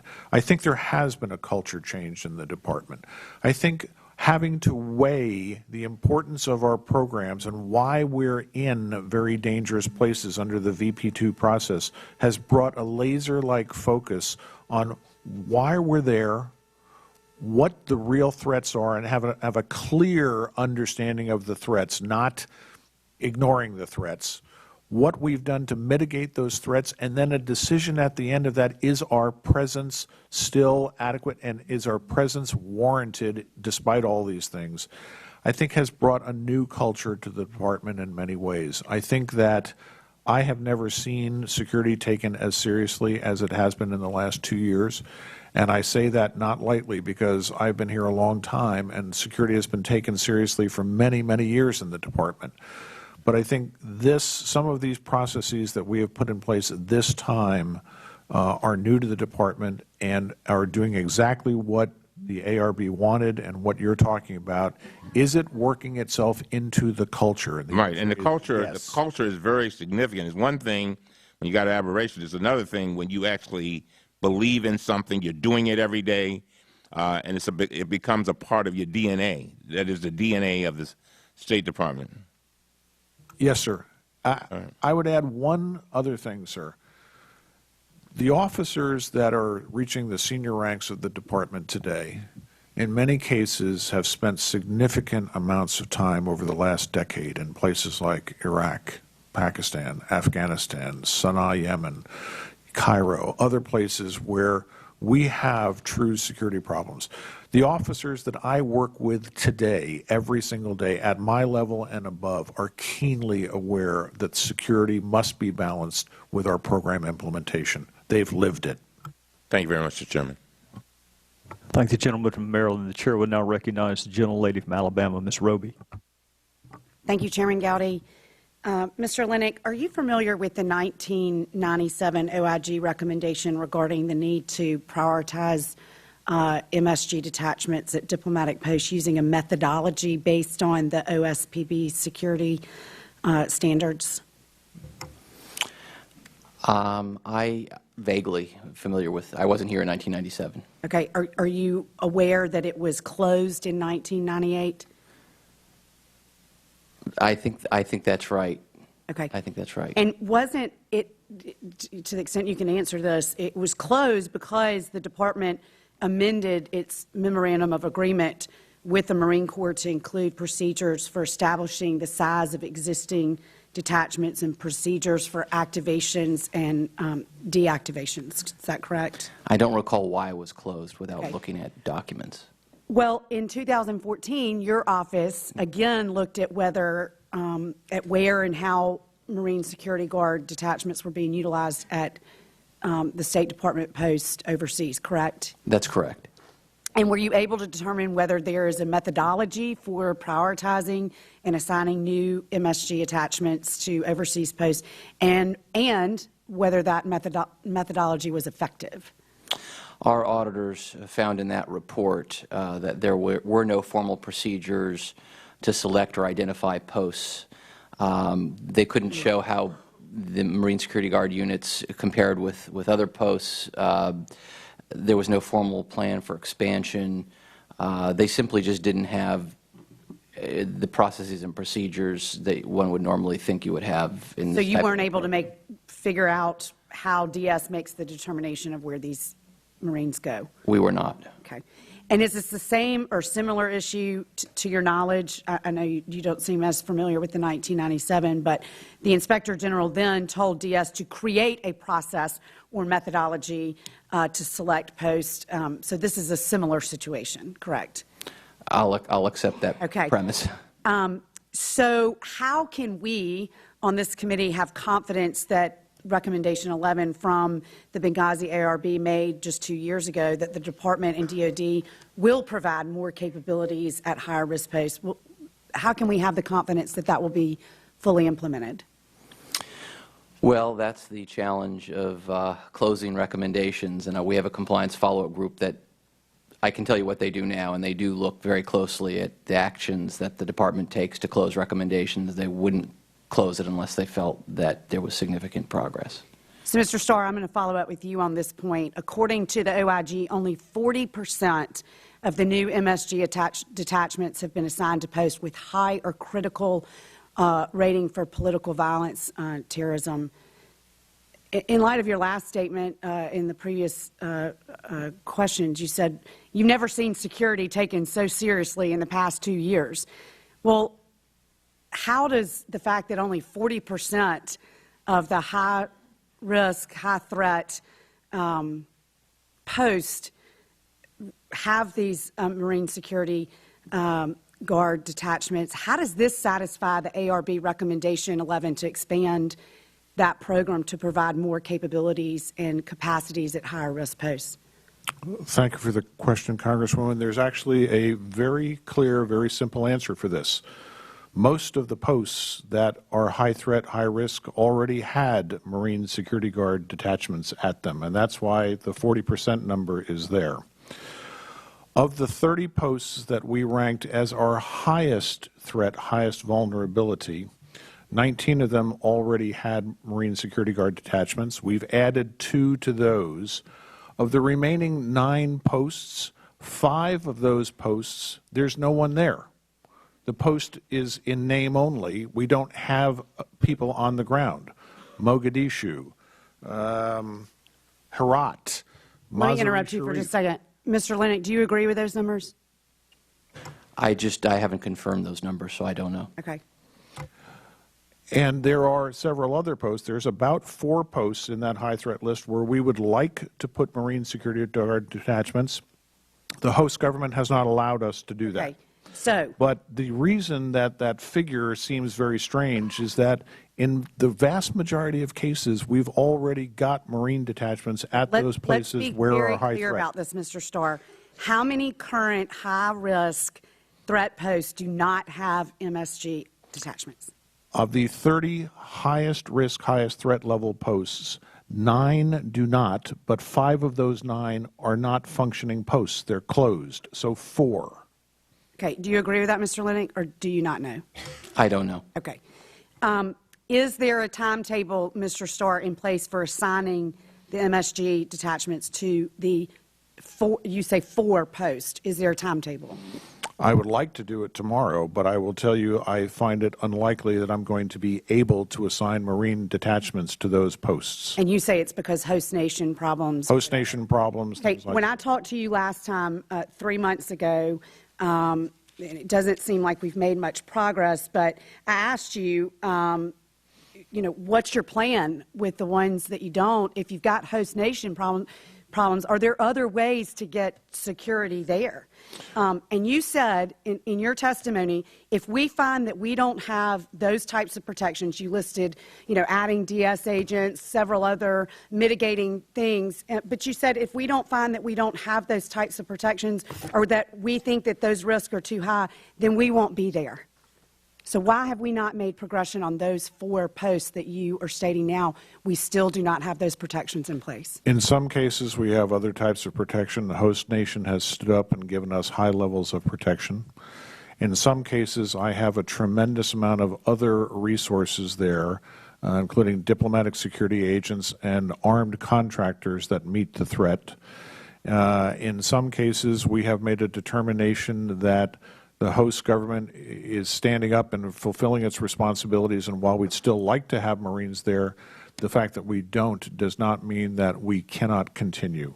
And this is some of the things that we're looking at as we do this VP2 process, when we weigh why we're at a post, what the threats are, what resources we have overall. And as I say, Marines are one tool in our toolkit. Okay. And then what Mr. others we Linick, I have. want to take Mr. Starr's answer and follow up with you.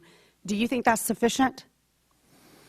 My question is along the lines of the report. What are the plans? Where are the plans? Where's the methodology? What plans out there are there to negotiate with host governments who are unwilling to take us? Those kinds of things. And you have not gotten a clear answer from DS on exactly how this is going to be handled, correct? All the recommendations are open at this time. All the recommendations are open, and based on the questions from Ms. Brooks earlier, open means they're unresolved, and there's no evidence there that they're doing anything to make it better.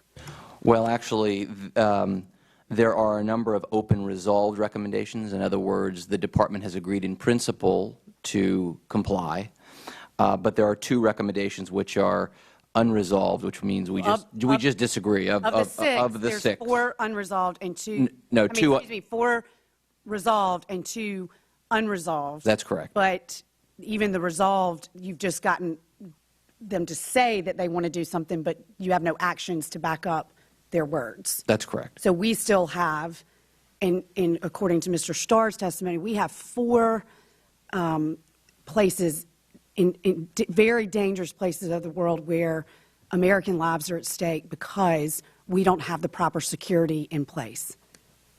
Congresswoman, Wait, this is for Mr. Linick. Is that correct? I mean, I have to accept that those facts because I don't know independently whether that's true. Recommendation 6 of your report recommends that DS Marine Security Guard program conduct a staffing and resource assessment and then judiciously allocate appropriate resources to facilitate compliance with the Benghazi Accountability Review Board report to upgrade security for personnel at high threat posts. Has this been done? Not according to the facts that I've heard. So, in fact, the department has yet to comply with Benghazi's ARB recommendation 11. Correct. We believe Benghazi ARB 11 intended for there to be MSG, Marine Security Guards, at all high-threat posts. And so I want to hear you say. Yes, that is correct. Okay, okay. Thank you very much. I've got 22 seconds left. I did want to touch a little bit on the local guard force. And let's see, real quick, Mr. Linick, if I can just get to the point with you. You had two findings in your report. A, security contractors did not fully comply with the vetting requirements called for in the contracts. And B, the regional security officers at overseas posts took it upon themselves to vary the vetting and approval process and failed to ensure that the security contractors provided all the required documentation. That's correct. That's correct. Okay. So did any of the security companies that had contracts fully perform all vetting required in their contracts? No, we looked at 87 personnel files, and none of the security contractors performed all of the vetting requirements contained in the contract. Okay. Yes. And of the 6 embassies reviewed, did any of them allow guards to work before being fully vetted? Yes, a number of them allowed them to work without vetting. Mr. Chairman, I do not understand how this can be just 2 years after 4 Americans were killed in Benghazi. We have local guards that are not fully vetted. That clearly, Mr. Chairman, show that we have a severe security threat in very dangerous places where American lives are at stake today. Thank you so much. Thank you for being here. I yield back. Thank the gentlelady from Alabama. The chair will now recognize the gentleman from California, Mr. Schiff. Thank you, Mr. Chairman. Thank you, gentlemen, for being here. Appreciate your service very much. Mr. Starr, I wanted to ask you just for some historical perspective, because I think many Americans may be under the impression that that what took place in Benghazi was extraordinary in the sense that we'd never had attacks on our diplomatic facilities or tragedies like this in the past. Tragically, we've had a great many over the years, and I wonder if you could shed a little light on maybe the last 20 years. How many times have our facilities been attacked? How many times has that resulted in injuries or fatalities? Is the problem getting worse because the world is now more unstable? It seems like there are more high-threat posts now than ever. Is that just an impression, or is that the reality? And what does that mean in terms of the prioritization you mentioned at the outset, and that is the priority is for a diplomatic post to implement the policy of the United States. That has to be done in a way where we can protect our people. But they're there for a reason. And there are many posts where we are, where we could ask the same questions. You know, why are we in Yemen? Why are we in Iraq? Why are we in any of these places that are inherently dangerous? There are foreign policy objectives in each of these places, as there was in Libya. And we have increasingly difficult calls to make about where we post our people, what risks we're willing to undertake in furtherance of our policy. And it's one of the reasons I have such great respect for our people that are in the diplomatic corps, because they're at risk. There's just no avoiding it these days. But can you set a little the historic trend for us? What has been our experience with violence at our facilities? To what degree is that phenomenon changing, and is it changing for the worse? We have more posts today categorized at high or critical threat for civil disorder or terrorism than at any time in my service in the department. I think we are seeing a lot of different threats emerging. I don't think that's a surprise to anyone. We are challenged in many ways, but again, going back to what we've been doing since Nairobi and Dar es Salaam, which was when al-Qaeda first came, in our view, full face, that we had to recognize that we had a determined non-state enemy against us. A lot of the programs that we put in place and the buildings that we built have helped make us and balance that security. But Congressman, as you say, over the last 10 or more years, we've had multiple attacks on our facilities and our people in Iraq. Many attacks in Afghanistan. In Herat last year, we had a horrific attack with 2 truck bombs, 8 suicide bombers trying to kill our people at the consulate in Herat. Our security systems worked. We killed all of them. We lost, tragically, some third country national guards, security guards, and some Afghan police officers, but no Americans were killed in that. As been alluded to here, at the same time as the Benghazi attack, we had huge crowds and mobs that were coming over our facilities and attacking our facilities in Cairo, in Tunisia, and in Sudan. And in the last 2 posts, 8.5 hours before the host country came to our support, our facilities held and no Americans were injured. We have had and lost certain Foreign Service officers and one-off attacks, lone wolf types of attacks, including John Granville in Sudan not too many years ago. We've had RPG attacks, truck bomb attacks, car bomb attacks on our motorcades. We have had aircraft that have been shot at. We have had almost innumerable attacks on our facilities over the last 20 years, and you are right, they're going up. It is a challenge. I would first say that it's a testament to the Foreign Service that our officers still want to get out and implement the important Foreign Service goals that we have to. It is a testament to their willingness to take new types of training and for the Department to take on these security risks. Congress has been a very important partner in how we have met these risks, particularly since the 1998 bombings in Dar es Salaam and Nairobi, and we appreciate that.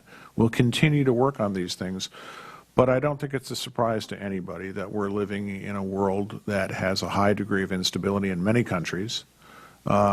There is a lot of open discussion about how extremism is drawing in new youth, disaffected personnel, and has a calling that is being heard by certain people. So we have our challenges cut out for us, and we're going to do the best we can to meet those challenges while still implementing the foreign policy of the United States government.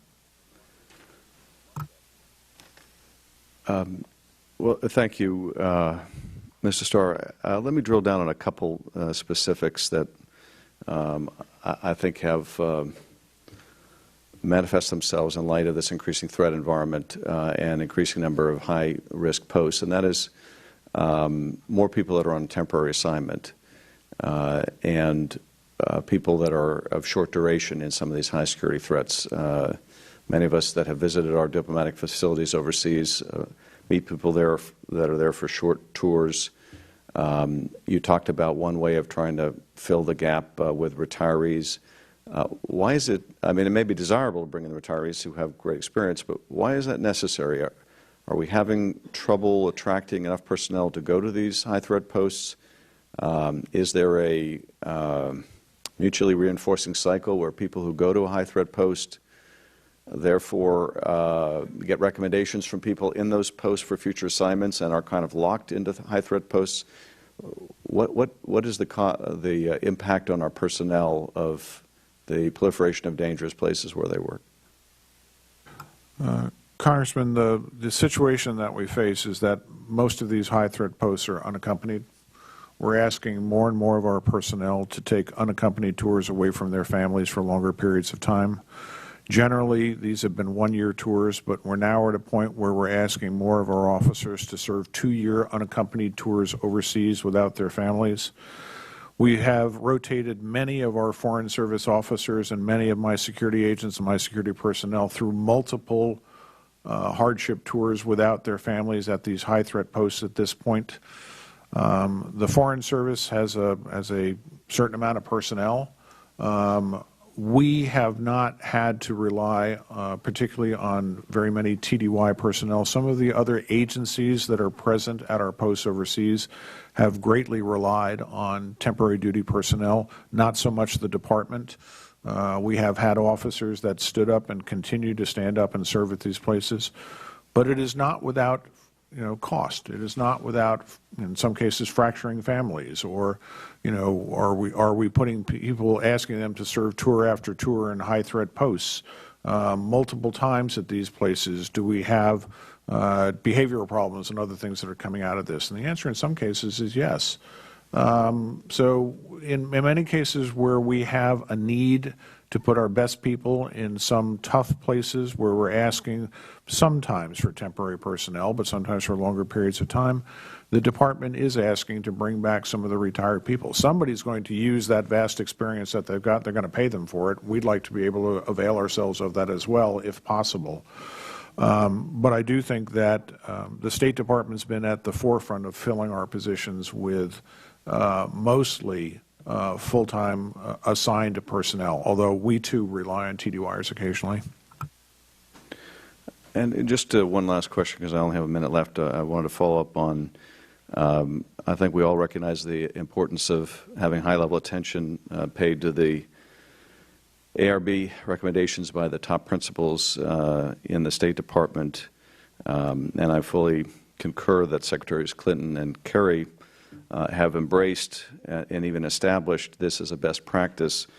You had mentioned that it was codified in the Foreign Affairs Manual very recently, but the embrace of that by those top principals, that was from the very beginning. In fact, that was a standard that they set, was it not? I think it was very evident from the statements of Secretary Kerry and our principals that we were in this together and everybody had to get on board. What we're now doing is bringing it around to the fact of putting it in the policy. And as Steve has pointed out, that's important. We need to make those changes. We need to codify this going forward, and we're doing that.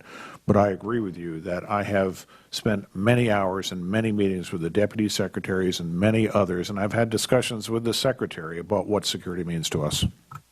Thank you, Mr. Chairman. I yield back. Thank the gentleman from California. The Chair would now recognize the gentleman from Illinois, Mr. Roscom. Thank you, Mr. Chairman. Secretary Starr and Mr. Linick, thanks for your time. Secretary, I find your argument inconsistent in this sense, and I just want to bring to your attention a couple of the statements that you've made to my colleagues, some of the realities that I perceive, and walk you through my thinking. A couple of minutes ago, you told Ranking Member Cummings that there has been a culture change in the Department.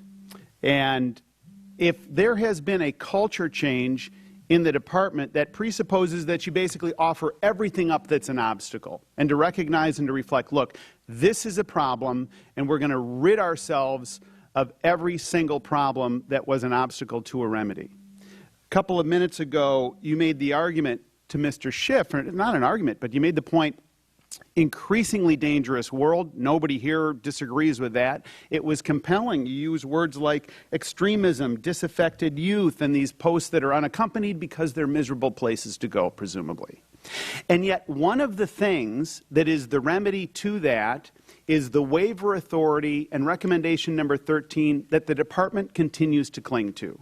So the recommendation of the best practices panel in number 3, it says this. It says waivers to establish security standards should only be pursued subsequent to the implementation of mitigating measures as agreed by Regional Bureau or other program managers, advised by DS, and is informed by the Department risk management model. That is a great idea. Now, here's the problem. The Department, and I don't know where you were in the discussion, but the Department has said, we don't think that's a great idea. In fact, we think this. In certain cases involving national security, I'm going to come back to that because that's such an ambiguous term, an exception can be approved based on the mitigating measures already in place, presuming that there are mitigating measures, I might add, even though future mitigating measures may be planned to bring the facility even closer to or in conformance with the OSPB physical security standards. In such cases, when time is of the essence to further U.S. national security interests, the Department requires flexibility to grant an exception prior to the implementation of planned mitigating measures. So here's my point. That is a gaping exception. And that is an exception, Mr. Secretary, that anything can get through. And I mean anything. So if it is simply, look, this is national security, all of a sudden that becomes a laminated hall pass for somebody at the Department of State to say, we're declaring this a national security emergency. Yeah, we've gone through the whole process, the process that you described, that is identifying the high-risk, high-threat, high-risk post, going through VP2. So far, there's no restraining influence. Then there's two choices: either recharacterize something as a special mission compound or something else, or go through another process. And even within the other formalized process, there's still this waiver authority, and people around you, Mr. Secretary, are saying, give it up. And by your own argument, I might add, you're making the argument that you should give it up, that there's a culture change that's so big that you're describing it to Ranking Member Cummings, and a world that is so dangerous that you're using all kinds of words that we all agree with. So why in the world hang on to this thing? For a very specific technical reason, sir. We pick a place. Sometimes the best that we can get in a short duration if we're going to go back in. We have to make decisions on what needs to be done and what levels of things we can't possibly do. I can't create 100 feet of setback when there isn't 100 feet of setback, and we may have to accept that. And at a certain point, we have to make decisions. Are we going to accept that, do the rest of the things that we need to do, or are we just going to say, no, we're not going to accept that, and then continue looking until we find a place? By the way, I've never found a place to lease in 30 years in the department that actually had 100 feet of setback that was available. Secretary Starr, what is different than the reasoning that you just articulated to me just now, right, from the reasoning that put us in Benghazi and that allowed 4 people to be killed? What is different? There is, I will admit that there is some measure of risk in what I am saying, but huge risk based on what you told I don't agree that it's huge risk. I think that well, you just told him it was a dangerous world filled with this extremists and disaffected youth. That was 5 minutes ago. True. But I think that we have to be able to make decisions to progress. In some cases, if we're going to lease a new facility, we're going to have to admit that we're going to have to give waivers to certain things in order to fulfill that. So what's different about what you just articulated? The difference is that we have to do the waivers, that there has to be a decision process.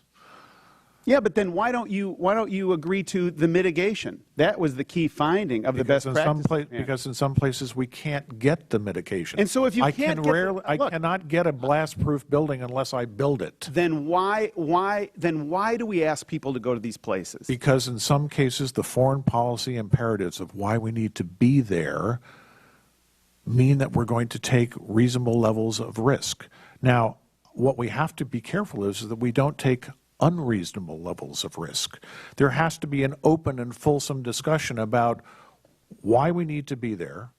What risks are we really running? Do you really understand the threats? Best practice panel recommendation is trying to codify that risk discussion. And if you rewind the tape today and you listen to the answers that you gave, and I was carefully listening to this, earlier in our last discussion time, the last hearing, Ms. Roby asked you a question, and you and I had an exchange about your answer, but just to refresh your memory, she asked, is it possible for the State Department to open a temporary residential facility? And you said, we don't have any at the moment. I can't imagine that we would, or that I would approve it. You, singularly, Mr. Starr, earlier today, in part of the exchange, you said, I'm committed to keeping our people as safe as possible. Now, I get it. That's opening statement language, and there's nothing wrong with that. You then told Ms. Sanchez, I turned that down. You then told Mr. Jordan, I have access. And your bristle was up a little bit because he was pushing you around, but you were saying, I have access to the Secretary of State. Now, here's the problem. When you're gone, that next person will be confronted with the same discussion that you admitted is basically that there's nothing really different about the thinking that went in on Benghazi, to your knowledge, because you told us you weren't there. I'm telling you that I think it is very similar, that line of thinking that says, yeah, it's dangerous, we got to get in and we got to go, and yeah, there's no time, and we've got to check these boxes, and yeah. And you've got this national security exception, that the exception, like I've described, is this big, and we're right back into this situation. Notwithstanding the culture change that you've offered up, do you see where this is going? Which is why people around you are saying, give it up. Offer it up. You don't need it. I think that relying on one recommendation. This is not one recommendation. No, that's one particular recommendation that we don't agree with, because of a technical reason that we have to be able to say in advance and write the waivers and say we're going to accept waiving that security standard. Gives us the ability to do these things. Look, the larger issue though is things like VP2 and having processes in place. And I recognize that this one particular one is confusing in terms of it seems like we don't want to process. Oh, it's not confusing to me. It seems like we don't want to process there, but the fact is there is a process there. Confusing about this. You're basically saying we're not going to mitigate. No, you're not basically saying. You're saying we're not going to mitigate. And these answers that the State Department has offered, it presupposes mitigation that's already in place, and it's relying on a speculation of possible mitigation. In fact, it says it may be planned. May be planned.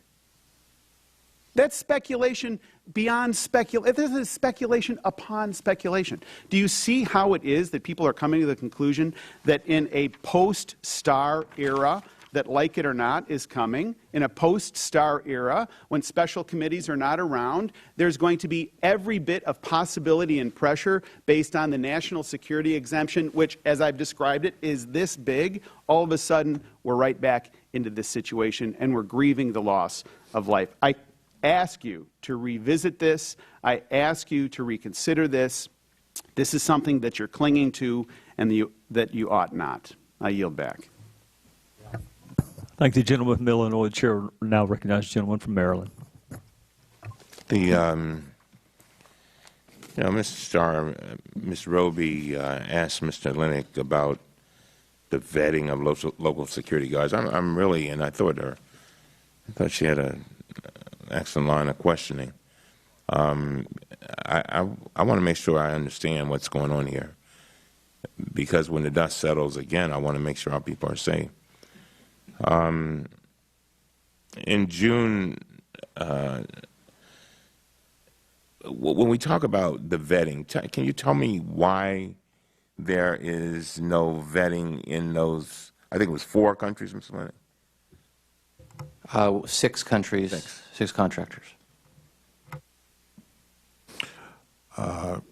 Congressman, the answer is that it is not true that there was no vetting.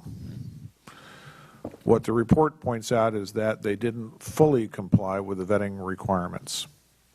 There are places around the world where we work that our normal vetting requirements, things like requiring a police check, can't be accomplished. There are places where we are, or the contractor is not allowed to perform a background investigation. This is, of all places, in one place in Italy. We cannot vet contractors in Italy because of personal rights and statements that they have in law. It does not mean that we don't do our best job to vet the people that we bring on board. Now, I want to say one thing clearly. When Steve and his inspectors go out and they find a circumstance where they say, hey, we don't think the contractor is living up to the vetting requirements, I want to know that. And we take that seriously, and we go back and say, okay, what's happening here? Now, in some cases, we may find that there's a reason that the contractor isn't fully vetting the people. He may have to use alternate methods. But there may be cases, and Steve's people may find out, that he's trying to put some shortcuts in place. He doesn't want to pay for the vetting, and we need to know those things, and that's valuable guidance that Inspector General's teams are bringing back to us. So I think it's dual answer. One, I want to know what they're finding, because these inspections are part of our backstop and they're important to us. Second, there may be reasons in some cases that there may not be a full vetting, cases that we can't do it. There are different types of workarounds in certain places because we can't do police checks and they don't make any, you just buy a police check essentially. We're looking at family ties. You know, does everybody know this person? Does this person really want to work at the embassy? And people have known his character for a long time. So there may be workarounds. And finally, there are places where we know that we have significant issues hiring local employees to be guards. And in some of those places, we made the decision that we bring in third country contractors at tremendous expense because there's no other way to get the vetting done and we don't trust the people. So it's a holistic answer. I don't want to say that we don't value, and I necessarily disagree with the IG on some of these things. They play a really important role. The inspection process is important to us. And when Steve's people come back and say, hey, something's not right here, we look at it, we try to correct it as fast as possible, or we have an understanding that maybe it doesn't quite meet the needs, and then we'll have an open recommendation and we'll go back and forth with the inspector on that. I would note, sir, that our guards have stood by us through thick and thin. Some of them have stayed years after we've closed our facilities and protected them. We've never had a green-on-blue incident with any of our guards. In many cases, they have showed loyalty to us far beyond what we could ever do. Are our guard programs perfect? No. And we strive to keep them up to snuff every single day to try to require the highest possible compliance with the rules and regulations that we put in place. And Steve's people play an important role in keeping us there. So it's, all told, I need those guards, and we're going to continue doing there. And I think we're doing overwhelmingly a very good job. Are there some things that we need to work on? Yes, and when we find them, we're going to work on it. Now, you're familiar with the June 2014 Inspector General's report with regard to an audit of the Department's oversight of the vetting process used for local security guards. You're familiar with that audit? Yes, sir. And he reported and explained that contractors are challenged in vetting local security forces because of local privacy laws, lack of credit reporting services, and difficulty in obtaining official records in the host country. And how do you operate within those kind of constraints?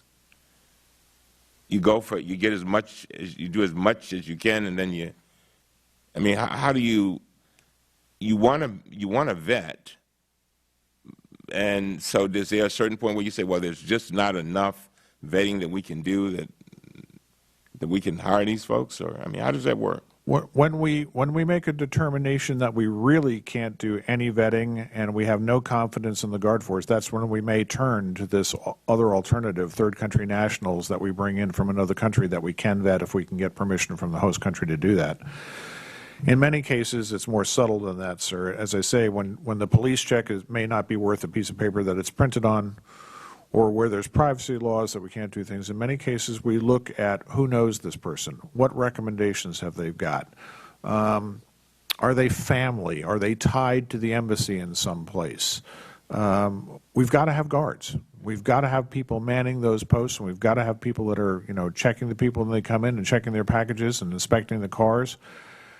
And even when some of those vetting procedures may not comport with what we do in terms of a security clearance back here in the United States, we have a great deal of faith and confidence in them, even though in some cases we may not meet every requirement. We may not be able to cross every T and dot every I. We have to take at certain points some levels of risk. Just one other thing, Mr. Starr, we've spoken extensively about risk management.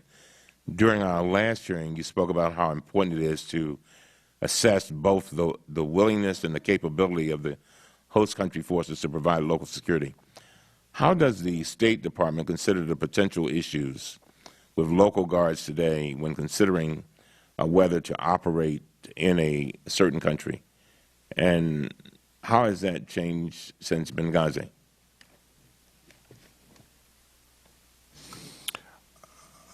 I don't know that that has actually changed since Benghazi, sir. I would say that it's been an ongoing issue for us. There are some countries that will not allow us to have guard contractors. In some cases, we can hire them directly. There are some countries where we have made that determination that because of counterintelligence issues or because we may think that the Guard force could be infiltrated and we don't have faith and confidence that we may use third country contractors. This has been an ongoing issue since 2002. We look at every country very carefully. We make a determination how we can best fulfill the security requirements in that country, whether it's a contract, whether it's a PSA, direct hire guard force, whether it's a third country national guard force. We rely in great part on the experience of the RSOs in the field and the contracting officers and the general services officers to give us advice here in Washington and listen to them and then make recommendations and decisions based on the best knowledge that we have. Well, let me say this. I want to thank both of our witnesses for being here today. We really do appreciate it, and we appreciate your willingness to work hard every day to make our people safer. As I know, Mr. Starr, that I know we pressed you hard today. Please recognize and understand that we do so to ensure the department's feet are held to the fire. Because it is important for all of us that we do this right. And I remind you again, it is our watch. Your testimony in September and October the update you provided us, we appreciate. And your testimony today shows continued progress. And we appreciate your willingness to work with us and anyone else who helps to make our embassy safer. So I want to thank you for that. And I want to thank you, Mr. Linick, for all that you're doing, because you, too, help us keep these feet to the fire. With regard to the ARB, I think we're making good progress, but I want to make sure everything is done.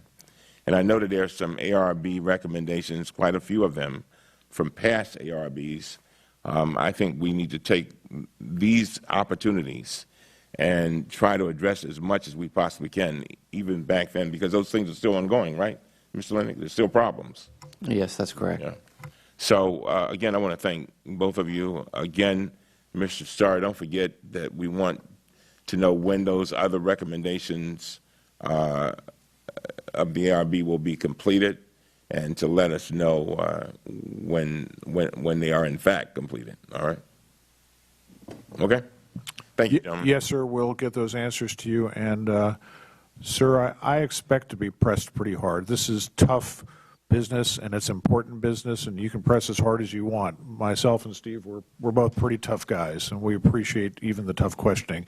The opportunity to put these things on the table with you in an important committee like this is important to me, too. Thank you very much. I thank the gentleman from Maryland. Secretary Starr, I was going to pursue a line of questioning, and I will get to that at some point, but when Jimmy Jordan asked you, why were we in Libya? And I'm not going to ask you the same question because you made it clear you're not the right person for us to ask, and I'm going to respect that. But I want to make sure you understand why Jimmy would ask you that question and why all of us are asked that question with alarming frequency in our districts. The last hearing we had, you did a very good job of explaining to those of us who are not in diplomacy that you have to weigh and balance. I think you said you have to weigh and balance the policy with the risk to determine whether or not you should have a presence. And it just struck me that there's no way you can possibly weigh and balance policy versus risk if you don't understand what the policy is. And then I started thinking when Jimmy was talking, I wonder where the question came from, and I knew I'd seen this somewhere. Do you know someone by the name of Ben Rhodes? I don't know Ben Rhodes personally. I know the position that he was fulfilling. I don't know him either, but there was a memo 3 days after 4 of our fellow Americans were killed in Benghazi, and I will skip over goal number 1 of his of his communications memo. Actually, I won't, because it says to convey that the U.S. is doing everything we can to protect our people and our facilities. And it just struck me, if you really were doing everything you could, we would not have had 50 separate recommendations after you wrote that memo, and this now the second hearing to make sure that those recommendations were implemented. But I'm going to skip over that goal to get to the second goal. The second goal, Secretary Starr, was to underscore that these protests are rooted in an Internet video and not a broader failure of policy. So I'm going to skip over the video part of that for now and get to the second clause, the dependent clause in that sentence, not a broader failure of policy. How can we judge whether or not a policy has failed or succeeded if no one tells us what the policy objectives were? I mean, how can we do that? How can you weigh and balance the risk? Jimmy's gone through the risk. Members on the other side have gone through all the escalating episodes of violence in Benghazi. And it may well be that the reason for us to have been there supersedes all of those episodes of violence. But how? I mean, how can a committee of Congress know that if no one tells us why we were there? So, you're not the right person to ask. Who would you ask if you were us? Who should we bring to explain why were we in Libya? The policy questions, I think, should more properly be directed to the NEA Bureau, Near East Asia Bureau, that had responsibility. I'm looking for a name, preferably. I mean, who would be able to tell us what policy we were pursuing in Libya was so important to skip over all the things that Roscoe pointed out and to weigh and balance the episodes of violence in such a way that the presence outweighed the violence? At the risk of having her never talk to me again, the Assistant Secretary for NEA, Ann Patterson, I think is the highest-ranking person in the NEA Bureau, and at the time of the attack was the U.S. Ambassador in Egypt. And I think Ann or one of the Deputy Assistant Secretaries in the NEA Bureau could give you the best answer on that. All right. Well, I thank you for that name, and I want to make sure you and I are on the same sheet of music. Do you understand why we would have that question? I mean, do you think that that is a fair and legitimate question for us to ask, what the policy was, so we can then weigh and balance it as you instructed us to do? I think that's a reasonable question, sir. Okay. Well, thank you. Now, Secretary Starr, last time you were with us, we not only discussed the most recent ARB recommendations, but we went back and highlighted some from the past. And one in particular from 1999 caught my attention. The Secretary of State should take a personal and active role in carrying out the responsibility for ensuring the security of U.S. diplomatic personnel abroad. It is essential to convey to the entire department that security is one of the highest priorities. And Secretary Starr, just in case somebody missed that part of the 1999 ARB, the authors reiterated that point with this: the Secretary of State should personally review the security situation of embassies and other official premises, closing those which are highly vulnerable and threatened. Two previous ARB recommendations that you could essentially lay on top of one another. They're identical. And I don't think they're identical because they forgot that they put the first one. I think they're identical because they were trying to send a message to us. This is really important, and it is deserving of the attention at the highest levels of the department. So here's what I want to do. I want to ask you, I want to specifically with respect to Benghazi. In October of 2011, there was a specific request for a machine gun to defend our facility in Benghazi. And in August of 2012, just a month before the attack on our facility, a document again lists a machine gun as equipment needed and requested. Do you know who denied the request for those machine guns and why? No, sir, I do not. Who should I ask to find out? You can ask me, sir, and I'll go back and research that. Would you do that for me? Yes, I will. Have you watched the video surveillance from the night of the attack? I have. without going into great detail, would you agree with me, or do you at least see why somebody on the ground might have asked for that piece of equipment, given what you and I have seen in the surveillance video? I mean, thinking back to the video, can you see how that might possibly have come in handy that night? In my review of what happened and looking at that, I think the agents made the right decisions at that point not to engage. I think that they were equipped with fully automatic weapons, not quite the rate of firepower of a machine gun. I agree that machine guns can be very menacing and have a tremendous effect. Well, they wanted them for the rooftop. They wanted them for the rooftop. Yeah. I want you to go back, if you would, and watch the video and see whether or not you conclude the same way that I concluded or not. And I appreciate if you could go back and with specificity, I want to know who reviewed that request, who denied that request, and is there an appeals process within the State Department in light of these two previous ARB recommendations that the Secretary of State should take a personal and active review, that the Secretary of State should personally review the security situation? Is there an appeals process where someone hypothetically could say, you know what, you're giving me a no, but I'm going to take this up the food chain? Does that exist? Yes. All the way up to the highest levels of the State Department? I will tell you that the one thing that the Department has that very few other agency has is something called the dissent channel. And it is a channel that we highly prize, and that if you disagree with policy or you disagree with a decision, that officers in the Department of State at all ranks and all locations have the ability to send something directly in at the highest levels through a dissent channel cable and say, I disagree with something, and it goes to the highest level. In June and July of 2012, mere months before the attack in Benghazi, the ambassador himself requested a security team be extended to stay longer.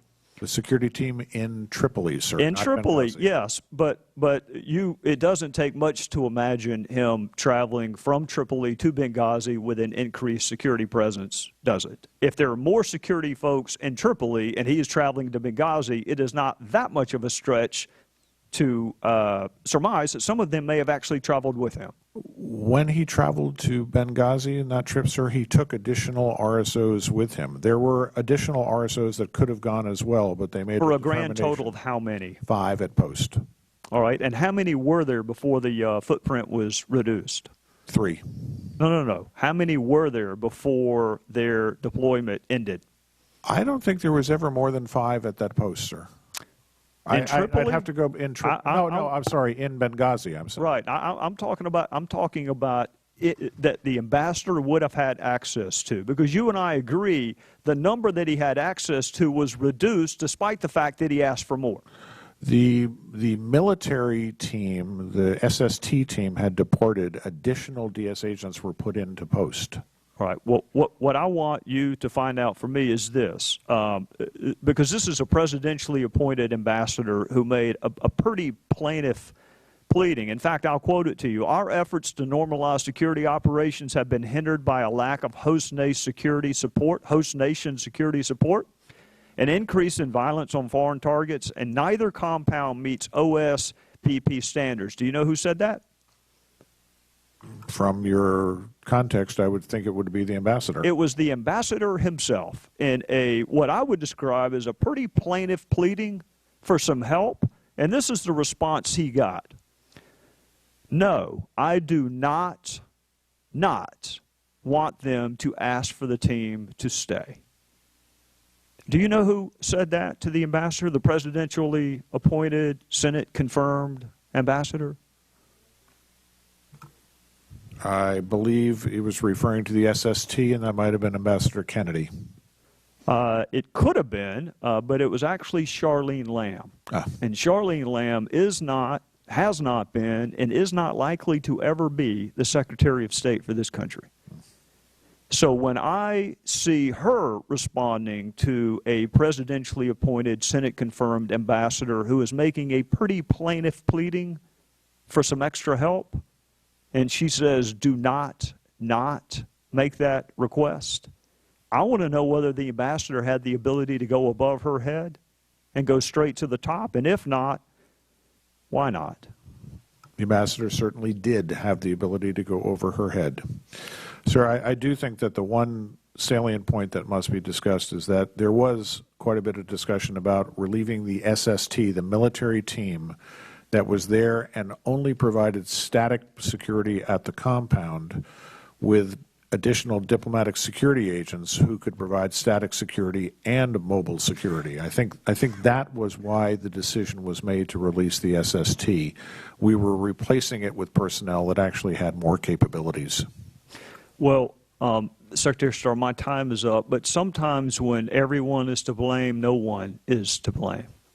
And part of the frustration that Mr. Roscom, I believe, so eloquently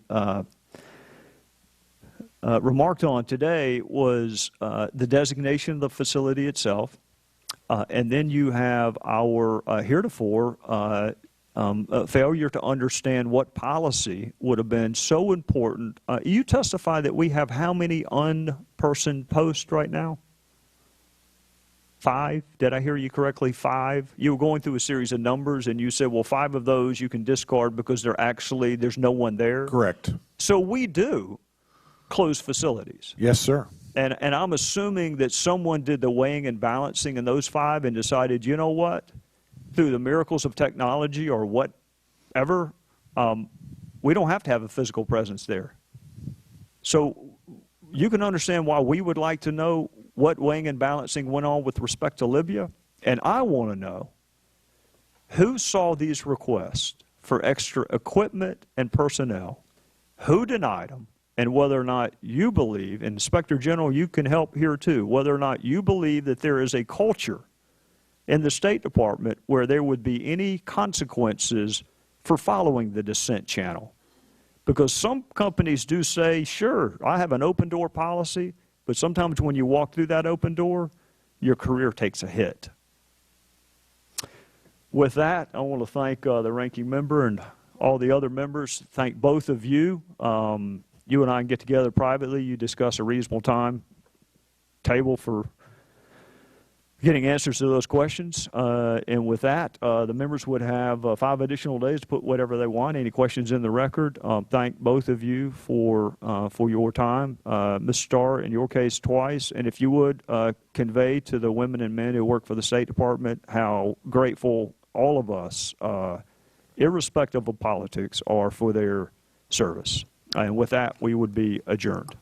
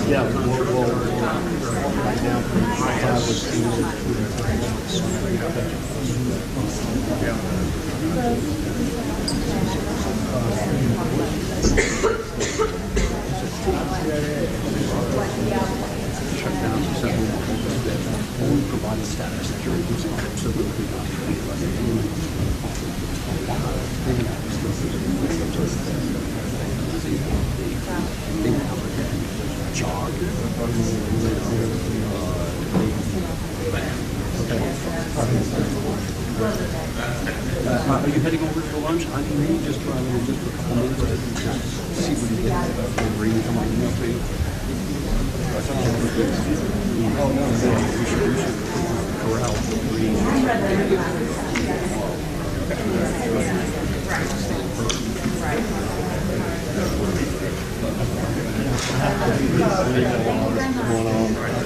Okay, so you're talking about fire? Yeah, I'm going to come. How are you? Okay.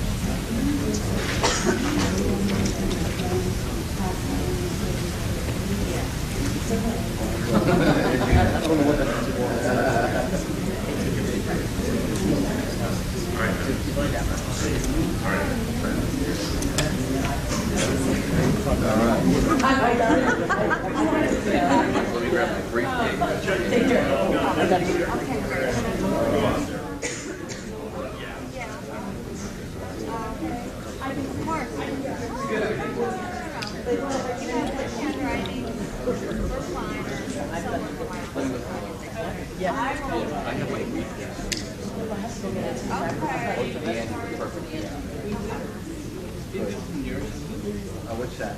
Yeah, that's it. Oh, wait, that's mine. Yeah.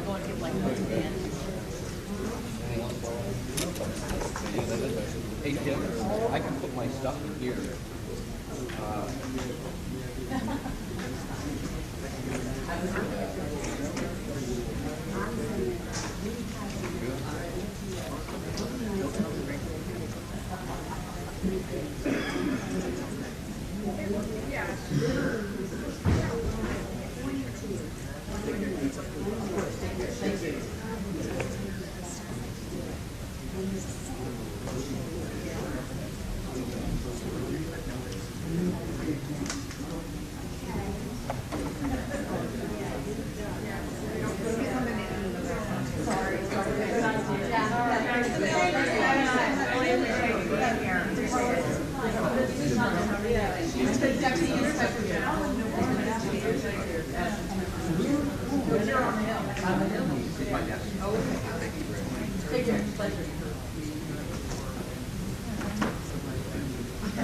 Steve was at Justice when we were at ILYNN.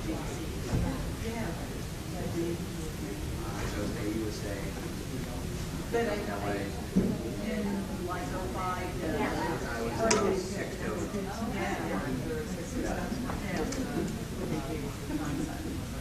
Okay.